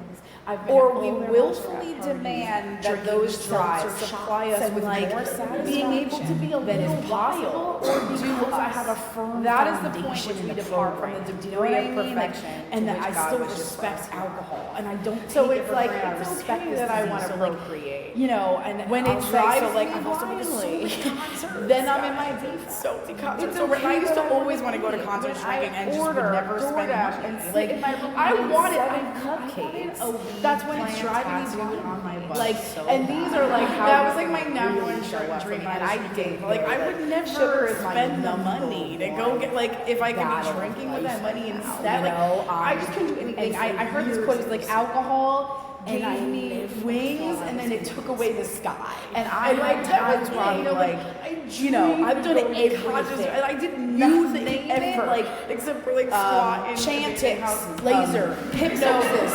You know, every nicotine anonymous, every book that's ever been written, 6 years of my sobriety. I tried to quit smoking, and I would do things that were in the big book. Like I was in Austin for work, and I had a moment of willingness after a meeting. I threw a whole pack of Newports into the hotel garbage. It was after my 6 a.m. the next morning, like my first night out. Head died. I think he was like 4 months old. You know, sober. Well, a lot of times sober. And I'm like, I don't. It was a full pack. It was just like I don't know. You felt like a big deal for me. Like childbirth, you know, the battle. It was like I need this, Lawrence, to get me back to myself. And I struggled. I have so many struggles. My son had like the worst night of his life. It's never to date in my mind. Do I think about eating 8 cupcakes? Yes. Do I have other things that have come up? Yes. And it's like the whole day prepping for the concert. I was right. So one goes down, another one pops up. You know, I haven't thought about sex in months, but I've just been running my credit card, you know, constantly. And at some point within the hour lying, and like my friend was already on the way from upstate New Orleans to come to the concert with me. And I like God came All right, in and was I'm like, gonna talk you a little can't bit. be around. Let me try not to cry too much again, but I'm right. So, you know, like a big defect that I have battled with over my sobriety, you know, like you can't go to the relieved Holy and come back, concert. come back. And I didn't go. And I did just like the and I didn't sell like I tickets developed these relationships either. as So I being just there in ate sobriety, like these beautiful precious $300. gifts. You know, they started and my on the girl back of a turned meeting, around you and know, went home and then all of a to sudden New York, I'm and I was like, don't even come you know, here. it's somebody that I I'm called sorry. like these But things like, really but happen over time. But it's a as you small stay sober. sacrifice, My right? best friend because the Lizzie, stakes are too high today been to through a lot let in something sobriety. as We've been best silly friends as a for concert jeopardize this And gorgeous, she's just incredible been through life some I've stuff, built. man. And So she it's just like has some I bad- just still have to bad follow moments in her directions life. in this. And I can't get caught. Her first I wedding, can't get to a place where I'm like, that's fine. because You know, I go to this bar 5 times. her a week. first It's fine. destination Like, wedding. I still really try to and like examine a my little motives. bit before the wedding. so I dude was like, so I the need last to thing I want to talk about. And like, there was like everything was booked. I'm pretty Costa happy. Rica, I think like, most people everyone, can tell. like, it was I am a pretty large, happy massive, person, and like I try to destination carry wedding. the joy of That living was just fully canceled. you know, and I don't have it every day. Yeah, I walked her through. But like, and moved her out of we're that walking house and copies like, of you know, the just really and walking like the process. I've heard someone say We should recently, have like this if other you're in guy that was, Alcoholics like, Anonymous was and you're just bad. sober and you're miserable, And I just couldn't have been you more might be concerned doing about something it. wrong. And or like not doing struggled so something, you hard know? to So, like try to support her, but also depression warn is her real. like this is gonna crash and burn so hard. Like I don't know if you're hard gonna to stay be sober. a lot through of this. the Concerned about her level of participation sayings in that AA, concerned used about her to be small okay group, are concerned not about you know what I now, but mean? for Like me, all because like I I like to need know you. that, Like the you point of can't being like if I'm in this AA, friendship, I'm you miserable, can't like, I around gotta- and I not gotta do check AA well or get too maybe hurt get that back you're to not the steps here again. anymore. I Just don't want figure out to lose why, you right? as you It's are like I now. shouldn't be And you know, the joy of sober living. then she finally ended it with this dude, and then there was another dude. So I'm gonna talk just a little about. And I liked him in the beginning, and So did something that I you felt know, was it tells us in our household argument. I felt was unforgiving. avoided. He like, crossed a line from me that created one of the specific boldest terms that are resentments fair. I've had in my life. My relationship with And my mom everyone was else so got over volatile. it. All her other close Definitely in my friends. drinking. There was also a But lot in of like, sobriety who's for her a best while. friend? Like we almost couldn't be in the same. It's these girls that I don't really mess when we were with. together. You know, just like that possession Like, stuff, right? There was could so not, much and, of like, that. just- and, like, She took the all the worst other brunt girls of all really of my like drinking, rallied you around know? him I have like and, vivid memories of forgave like him, holding and a they knife to my ended arm up and like engaged, and I at 13 years old, And I find a new didn't place, mess I'll with- kill and I myself never right let her now. Like, And at some point, I wrote horrible an inventory person where I was. realized, and I had this and so we were just like cloud God and moment where like it took so everything you've long ever of done to following protect this- Lizzie. this has not direction in worked. this book, and actually and trying all to of your write best it. efforts to You know, share, she like would shade her for continually, like, like make jokes and like about, it just like, how none selfish of I it was. 3, 4, And 5 her years life sober, was and I'd be like hers, Keep and doing the that work I'm real doing. love You know, like I relationships just and was giving so people the like I was so autonomy easily to make their affected. own decision. And my and sponsor, having like faith one of her in them things is is they that, like, can we try they to can do be the whatever they least want. offended Like person in the I room trust at you all to be the times, judge right? of your own This life. thing of like you helping her, and I don't need to come in and like share my concerns. I'm Just my my sponsor. sponsor. You know, She was like like, I really don't need to say much. Like, what is her I could even just need? let Like, were you people stopped? have the Like, autonomy of living their it's own lives, really a whether I thing agree where, or not. like, I choose how and much it was like somebody can hurt me. waves It's these arbitrary of lines I relief draw in the came sand, and our this friendship stuff I really do, and I, blossomed some of this is not like in a super way popular, where, like like, nowadays just to no longer talk kept about, tabs and like I feel like it's I a real just era no of longer therapy. I just Yeah, trust most of us are her making our own decisions. boundaries. And But, like, I'm into like whatever. internal That- boundaries. it was a crazy and I'm ending into, in like, that situation. You She could really lost only that hurt man. me if She I ended up like marrying him as he was dying of to cancer. an extent. You know, And- within and reason, she ended up a lot losing of this him. stuff And that I she's deem had a as lot her of pain in her life and is suffering, because and I haven't I've figured walked her out through a my lot of it, and because the thing I'm not that's secure so in amazing is that she's never, you know, and ever insecurity is stopped really challenging. doing AA. So with my mom, Like, she like, I lost that had man, to she heard her heal first that step 2 days relationship later. over so Like, many she inventories and so practices much this work. program, And and I'm like, just like, what I'm we just have amazed now to be associated with someone like that and it's to like have a that in a home. friend. I'm saying all of this because today, at like noon or 2, I don't know what time, I'm a her single now mom, like, she's basically my boyfriend husband. is Like proposing. the amount of help that And she it will got be from her myself. third And I remember when I was engagement, she was like hopefully talking the about one. how much she would help, and But like I was it's gonna this get it. I got a crazy doula situation in the where beginning, we and she haven't was like, lived in the "Why are you same getting a doula?" place She's like, "I'm gonna help you." I in was like "Mom, you haven't 15 had a years. baby We haven't in lived in the 10 same years." Like, county. like, do you think you remember babies? And her Like, I just boyfriend lives really where I had live. no And they're confidence building a house in together. her and we're ability moving, to like, give me 10 what I minutes from needed. each other. And And oh my it's God, like, I'm it's sorry. just I'm like, gonna cry. It's fine. God could have only planned this shit. Like, so we've been through quick. so Like, much. It's like she such a had shown crazy up story. and did And I'm so excited so this is happening today. But I say that to say, like, if I hadn't done all the work that I've done to be free in this relationship and let her live in her own skin because I'm comfortable in if my I own hadn't skin. done so much inventory, The level of management that I'd be doing right now, and some of her other friends are doing, I would always and be it's killing me to watch because it's like a mirror like, of and who a I lot used of to my be. friends are, Like so I get so to see over their, the like, top. I don't want any other women telling me how hard my $700 baby's worth of life. engagement, You know, congratulations, and shit, like instead trying to of, like this fear of, like, you know, I control the situation. Like, is her hair gonna be done? Like, needs to be surprised. Her hair needs to be done. Blah, blah, blah. It's like no, and just let it all happen. like, You know, we coexist in such a beautiful I'm just no longer way, dictating and, the like, we're terms. so thoughtful And with each other that you know, I it always says see no matter I how give far her we have things progressed, that desires my will father always be doesn't found give which her. oppose the grace of God. You know, that, Because we're like an really onion fulfill of layers, her, you know, and this like friendship that what we've been used able to, to what was develop okay last after week for so me to many do, years of all of a sudden being it might not be okay this most week. incredible And I've thing. had so much of And, that, but I've had to be willing to let go, so you we're know. talking about going And to I'll never Costa Rica forget, as like a my family. sponsor said something last time I was down I here. said She was something like, so casual to I her. would We're in the never middle watch- of I don't stuff. watch It was like a She happy didn't say day, that. and she was She said washing something the dishes. silly And about I it. said, So I was you know, like, why right. were She you was thinking like, I don't Costa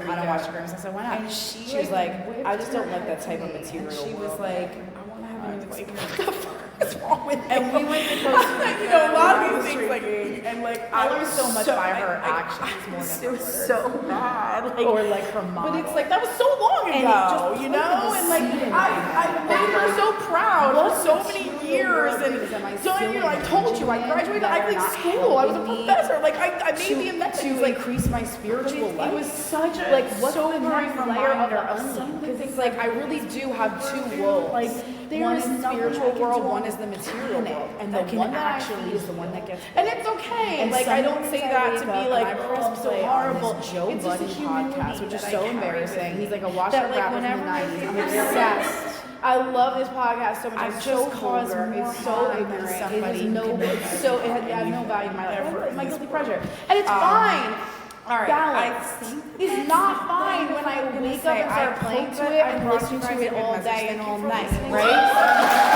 If I wake up and instead start with people and start the conversation, and I'm just here like different setting. When I'm feeding that wolf with, you know, prayer and meditation instead of 10 minutes of scrolling on social media, like I'm feeding the right wolf. And it allows me to actually be of maximum service, and it allows me to like float through my day with grace. But a lot of these things that I do, when I eat more than I need to, when I'm on social media, when I like all this stuff, it drains my battery. And it comes right back to this feeling of I'm overwhelmed. Because my battery is drained from worldly stuff, you know? And like, if you're sitting here with like 90 days, just don't listen to me right now, you know? Like, just don't drink and like keep smoking cigarettes and like do your thing. Like, this is like, it took me years to even be open-minded to some of this stuff, you know? And like, it's all a process. It's all in God's time. It's all already ordered for us. All we have to do is show up. There's this line in this book. It says, we want to settle for only as much perfection as will get us by in life, according, of course, to our various and sundry ideas of what will get us by. The definition of sundry is various items not important enough to mention individually.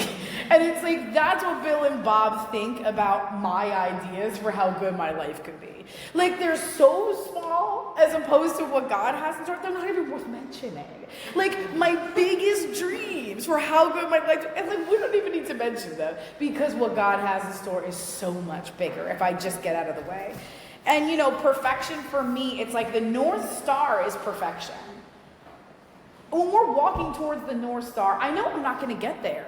I'm walking towards it. And that's what, we're never going to be perfect. We're never going to be rendered white as snow. But when we cooperate with God, when we sacrifice and, you know, pick up the phone and put the podcast off. It's my hardest moment of my day. Every time a sponsee calls and I'm listening to the Joe Budden podcast, it's my hardest moment of the day.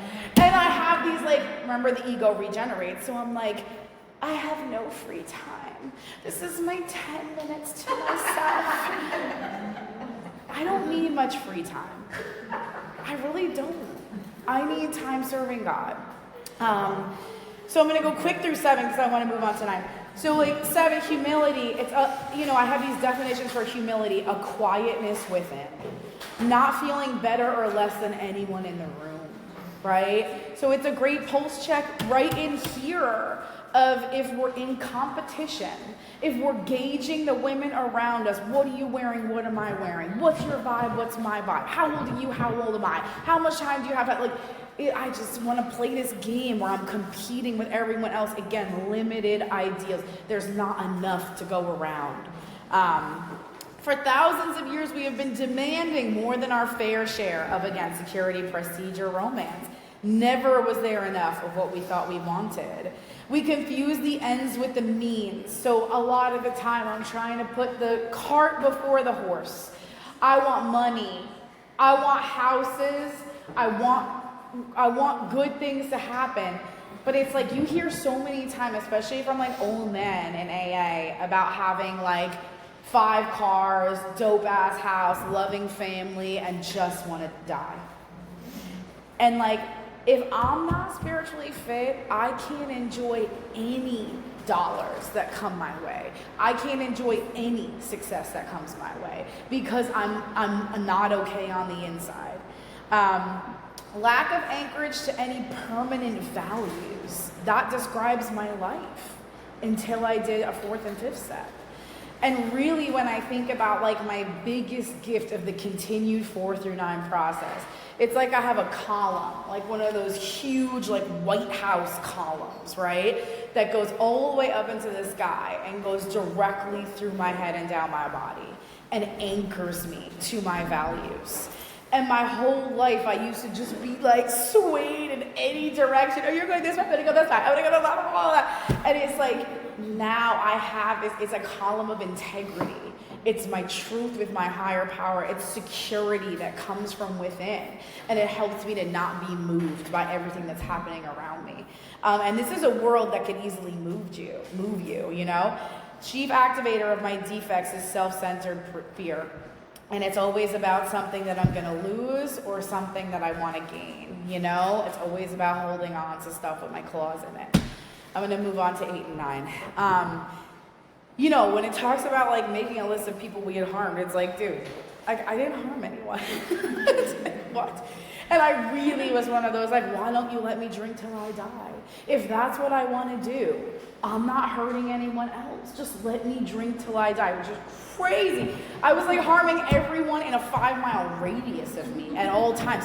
I was like that constant drunk driver that was ping-ponging off of every car on both sides of me and not leaving any notes and never stopping, right? I was putting everyone in, like I was such a tornado in all circumstances, so inconsiderate. You know, and it tells us again, our real purpose is to be of maximum service to God and the people about us, and we can't do that if we're walking around here and we've still harmed others and not made restitution. So I have this word, it's called demonstration. Your actions are so loud, I can't hear a word you're saying. It's my favorite sentence about 8 and 9. Like, there's so much emphasis on the amends. Going to make the amends. What am I going to say? And it's like, it's not nearly as important as my actions afterwards. What I say is 1%. What I do afterwards, how I uphold in a living amends, what I've said is 99% of the amends process. And I can't do that if I'm not cooperating with God. It doesn't mince the words into action about what we're supposed to do here. Under no condition do we criticize. When I go to make an amends, it doesn't matter if they say it's Wednesday and it's Tuesday. I do not correct. I do not criticize. We are there to sweep our side of the street. My side of the street might have one can, and the other side of the street is like the day after the Eagles won the Super Bowl. It doesn't matter. I have to clean my can. It's my side of the street. Never trying to tell him what he should do. His faults are not discussed. We stick to our own. They're not mincing their words here. I can't go into amends not forgiving the other person. I can't go to an amends and say, yeah, but. My sponsor always says anything after but is bullshit. Anything after but is bullshit. And the simple prayer, God, give me the strength and direction to do the right thing no matter what the personal consequences to me might be.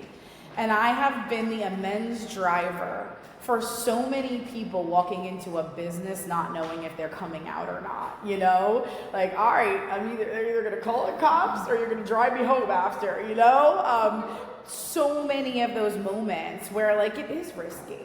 It's hard, especially once we've kind of gotten a little better, 8-9 months sober, I'm making amends. I can't make an amends to my current employer. I'll get fired. All right, if you want to take that risk and not execute this step work as is prescribed, our hat is off to you. We'll always be here as a soft landing place when you're ready to do the hard work. It's about the effort, not the outcome, and our behavior will convince them. I have to use my phone for a minute because I do have a little special worksheet that I made at some point in my sobriety that I really love. And again, I can share with people. But it's like my amends cheat sheet. I hope I can find it really fast. I thought I saved it in my favorites so I wouldn't have to be up here on my phone explicitly, but I didn't. Hold on. Okay. Thank you so much. So sweet of you all. I'm going to find it quickly. But it's like rules that I really needed because... Is it here? Come on. Rules that I really needed because, I was such a brat and I was still so inconsiderate. And if I just started to go out and make amends, I would have caused more harm in a lot of circumstances. So it's like a reminder, beautiful 9-step promises, which I got sober in Pennsylvania and they would read the promises and they called them the AA promises. And those are the 9-step promises. We will be amazed before we're halfway through. Halfway through what? Making our amends. So it's if I'm sitting in here and haven't thoroughly gone through the first 9 steps, I shouldn't expect the promises to be coming. Some of them might, but the promise is halfway through the 9-step amends, right? And the reminder is that I said I was willing to go to any length for victory over alcohol, any length that it takes. So I'm going to go over my amends rules that I passed down to my sponsees that were given to me. The meeting should be convenient for them, not you.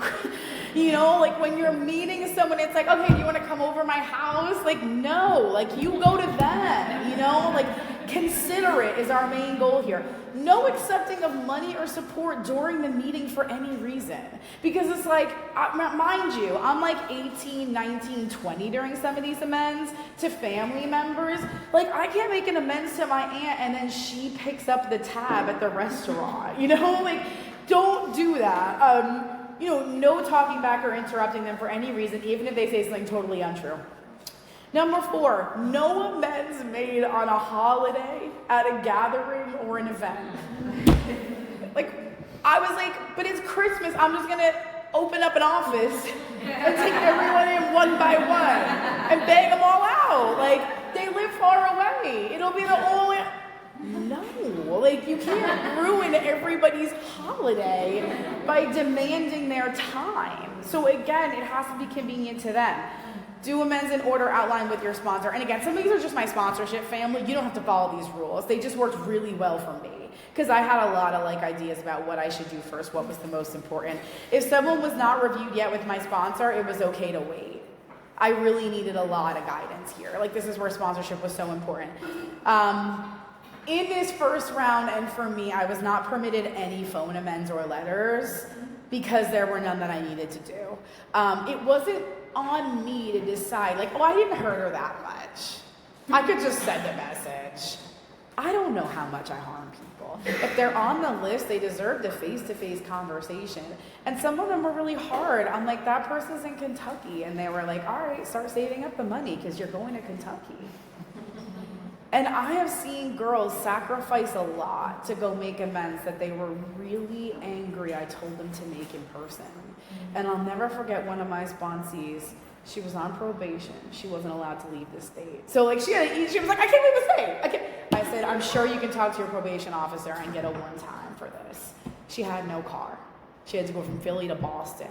She was like, my grandma is like almost Alzheimer's. Like, you want me to get the permission from probation, get on a train as a single mother, she had a 5-year-old son, and take his ass to Boston to make amends to this woman that probably doesn't even remember what I did to her. And I said, absolutely. And you can't do any other amends until you do this one. And she did it, you know? And like, what it gave her, like, it always works out. You know, it always works out, but there's just something about the in-person.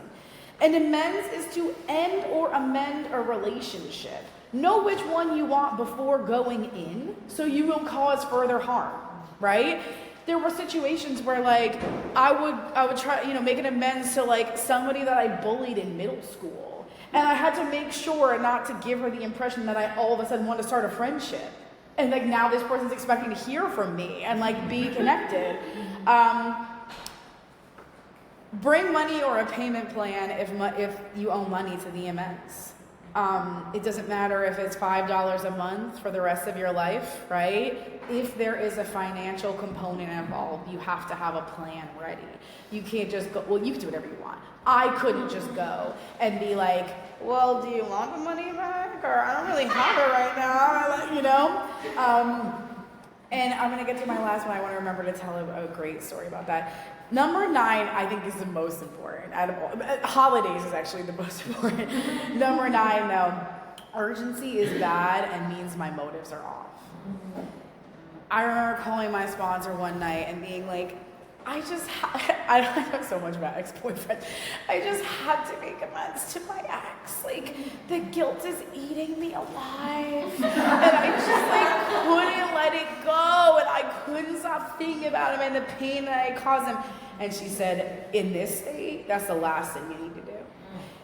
If there's too much self in it, if I'm feeling an urgency, if I have a burning desire to make it right, that's like an over emotional state. That's not appropriate for an amends. So that was really helpful for me.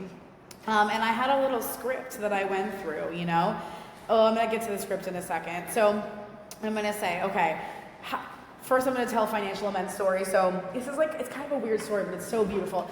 I've been really fortunate, and I don't know how, with finances and sobriety, you know? Like, it's all God. I have nothing to do with it. I literally was at a hookah bar in 2014, locked eyes with a dude, was like, hey, and he, you know, we fell in love across the room. Lust is a huge defect for me. But God used it for good in this situation. He happened to be a realtor. He convinced me, like, no, you could buy your own house one day. And I was like, all right, buddy. And somehow I was able to buy my first property in 2017. I moved out of that and bought something else in 2020 and rented that out, and I've done that now 4 times. And like, I don't know how, because it's not on my power. No one in my family deals with real estate. I have no idea what I'm doing. I make constant mistakes. I have no guidance. It's like not pretty. But through this process, I got to my house prior to the one I have now. It was really beautiful. It is really beautiful. It had this gorgeous backyard. One of those, like, it looked like Pleasantville. The whole neighborhood just looked like Pleasantville.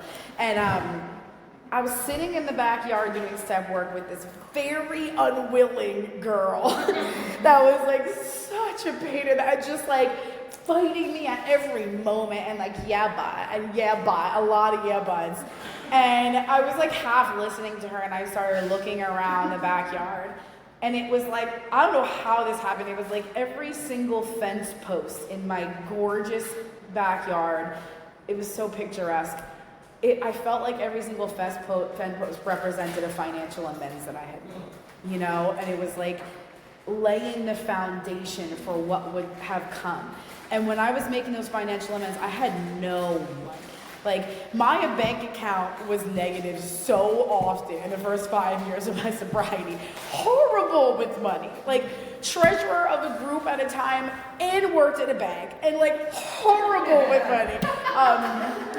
And I really saw that, like, if I had not done any of those financial amends, I would not be in the position I had now. I wouldn't have the house I had now. It was all it's all borrowed from God. None of it's actually mine, you know? But if I don't take care of it and be a good steward of it, I believe it'll all go away. There are some words that are mentioned in Into Action about how we should be, like our conduct when we're making amends. I've found that these are actually just good words for life in general.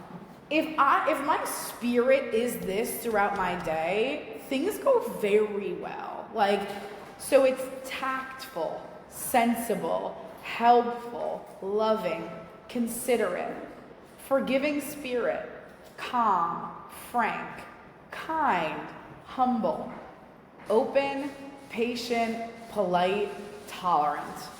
These are all words mentioned in the 8th and 9th step that tell me how to be, my deportment, you know? And I found that, like, it's not just amends, it's in life. Any conversation can be had with enough humility. If I bring humility to the table, there's not a conversation that can't be had. And one funny amends story, I'll tell two more, then I'll be done. Two more funny amends stories. Okay, first one, I have this girl on my list named Vanessa. I slept with her boyfriend 800 times. She knew it. We had a major beef. She was definitely gang affiliated. She was not to be played with. And I ran to her into Starbucks. Like I had her on my list. She was in the never. I had index cards my first time. I sponsored me to do index cards, and they were colored, right? And the reds were, I'm never making this amends. She was in the never category. And I ran into her to Starbucks. And like, I was like, ugh, feeling it. And I was with other sober people. And somehow God gave me the courage to slip her a little note that said, I owe you an apology, call me if you can, and gave her my number. Because she was with people too. And I was trained that, like, you don't stop someone in a Starbucks and be like, can I make a nice up amends right now? Like, that's not considerate. So she never called. So I'm like, oh, I'm out of this one, I think. My friends dragged me to a carnival one night. It's a dare carnival in Paramus, New Jersey. I don't know, we do weird stuff in early sobriety. We're at the Garden State Mall. And like, it's dare, so there's a lot of police there, you know? And I swear, I kid you not, I run into this girl in front of like a line of 40 policemen. So it's like, I'm safe. Like, she's probably not gonna kill me in this moment.